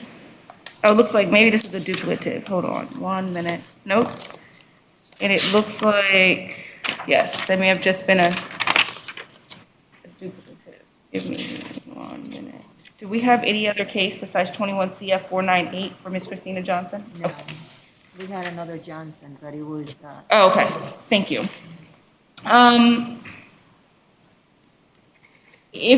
Where are the minors? They were removed from her custody, Your Honor, By DCF? Yes, sir. Yeah. So as long as the minor, you cannot have any contact with them. So as long as their minor children are not there, then you can go back to your residence. Thank you, Your Honor. So no contact with the victims or the children mean just that. So not through someone else, no contact, not social media, not TikTok, not Instagram, not Facebook, not any social media services, not through a mom, through a caregiver, through a grandparent, through a friend, through a family member. No contact means no contact. Thank you. Good luck, ma'am. Next case.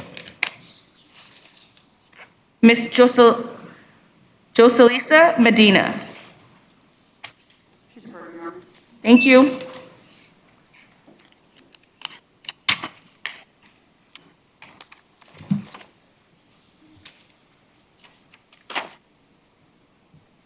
Good afternoon, ma'am. Can you please state your true name and date of birth? Josephine Medina, 01/22/2002. Thank you, Ms. Medina. You are here because you were charged with a battery, touch, or strike. I have reviewed the charging affidavit, and I do find that there's been probable cause for that said offense, for that arrest. After reviewing your affidavit that you filed, I've also seen that there's an affidavit for the public defender's office. I can appoint you to the public defender's office today unless you have private counsel. Would you like to be appointed to the public defender's office today? Yes, please.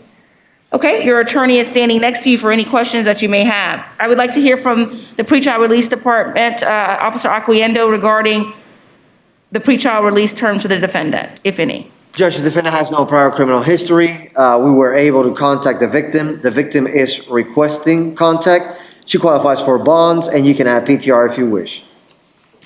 Thank you. State? The state is requesting no contact with the victim. Defense? Your Honor, this time we'd be requesting bond be set in a reasonable amount, and we'd also be asking for no hostile contact as the victim has, or the alleged victim has indicated he would like to have contact. In addition, Your Honor, my client has no prior criminal history, so we would not be asking for PTR at this time.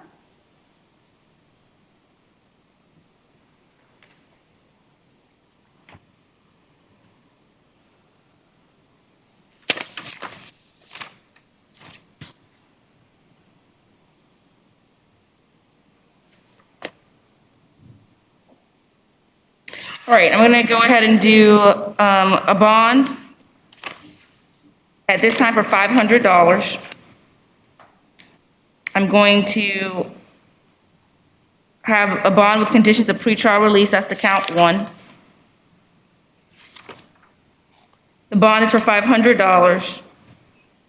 And I am going to enter no hostile contact or violent contact with the victim, but you must maintain separate residences. I will allow you one time to go get your belongings with the law enforcement officer, ma'am. Good luck.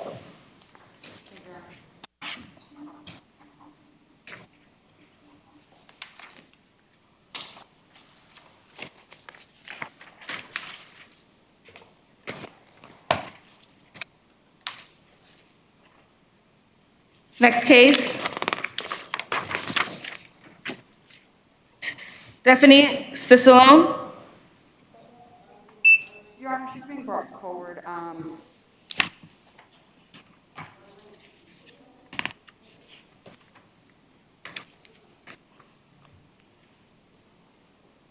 There is a victim in this case. We're awaiting the victim to approach as well.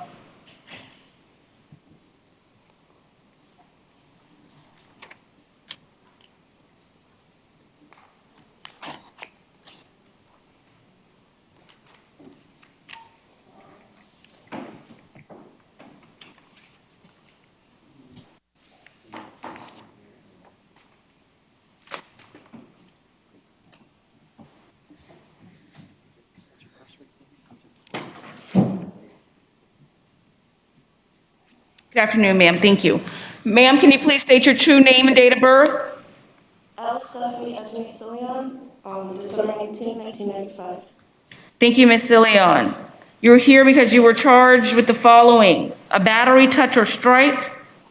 After reviewing the charging affidavit, I find that there has been probable cause for your arrest.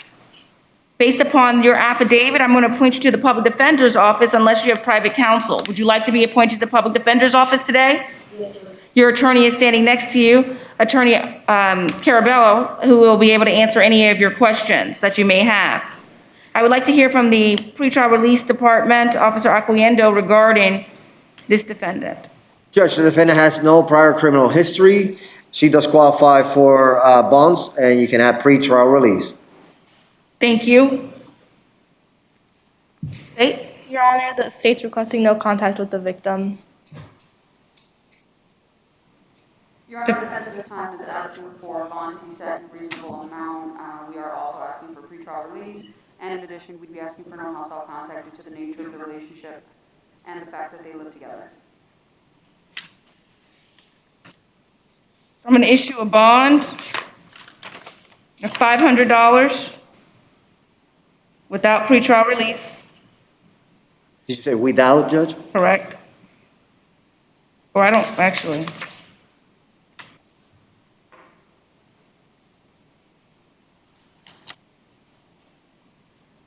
She has no priors? No priors, Judge. Without pretrial release? Just to clarify, without pretrial release? Yes, Judge. Can I do that? Yes, Judge, you can do that. Without pretrial release, I'm going to give,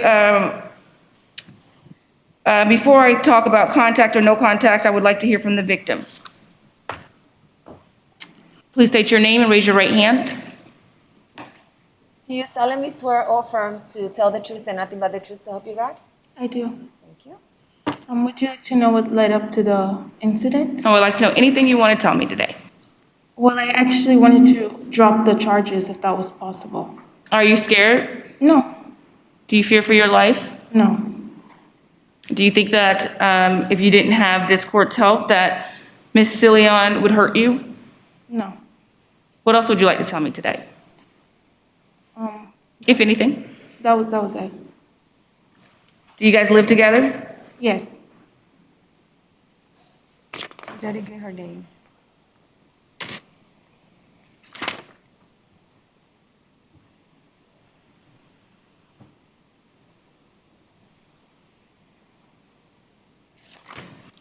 Thank you. You may be seated.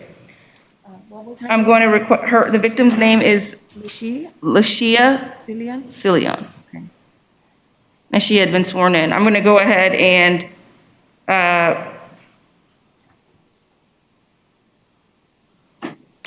issue a no hostile contact.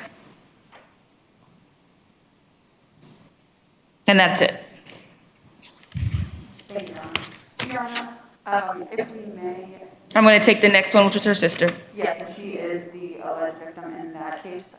If Your Honor would hear from her now, because they are switching from cages back and forth while one sister is out. We can do that. I'll call the next case. This is Rogeline Cicilline.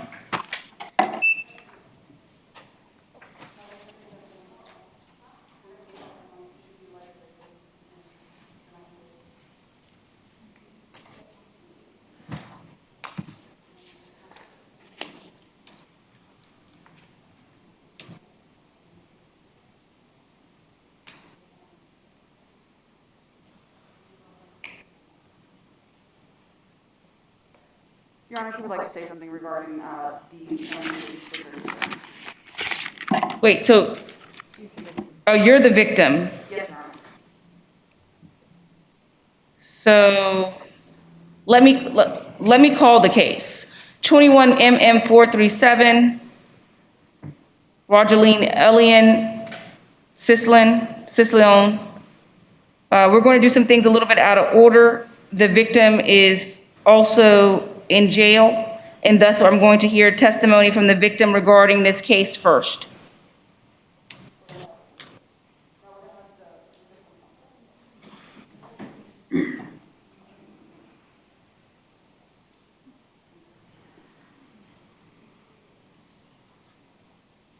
Okay, ma'am, please raise your right hand. Do you solemnly swear or affirm to testify the truth and nothing but the truth to help you God? Yes. Thank you. All right, what would you like to tell me today? Nothing. I'll drop the cases, but just the no contact thing. I didn't, so you won't, so what, do you fear for your life? No, I don't check for my life. Like, I just want to drop everything, but the no contact thing, I would like that to stand. So if you drop everything, there is nothing to stand. So you can't drop everything and then ask for no contact. So if you want to drop everything, then it'll be dropped. Now, that's not going to happen today. I just want you to be aware, if the case is dropped, there will, Okay, then just drop the case, drop the case. I can't do that today. What I want to know from you today is if you fear for your life. No, ma'am. Do you think that she would harm you or threaten you? No, ma'am. Okay. Thank you. But you would not like contact though. If I can do that, you would not like contact. Is that correct? Yes. Okay. And do you live together? No. Thank you. Okay, you can be seated.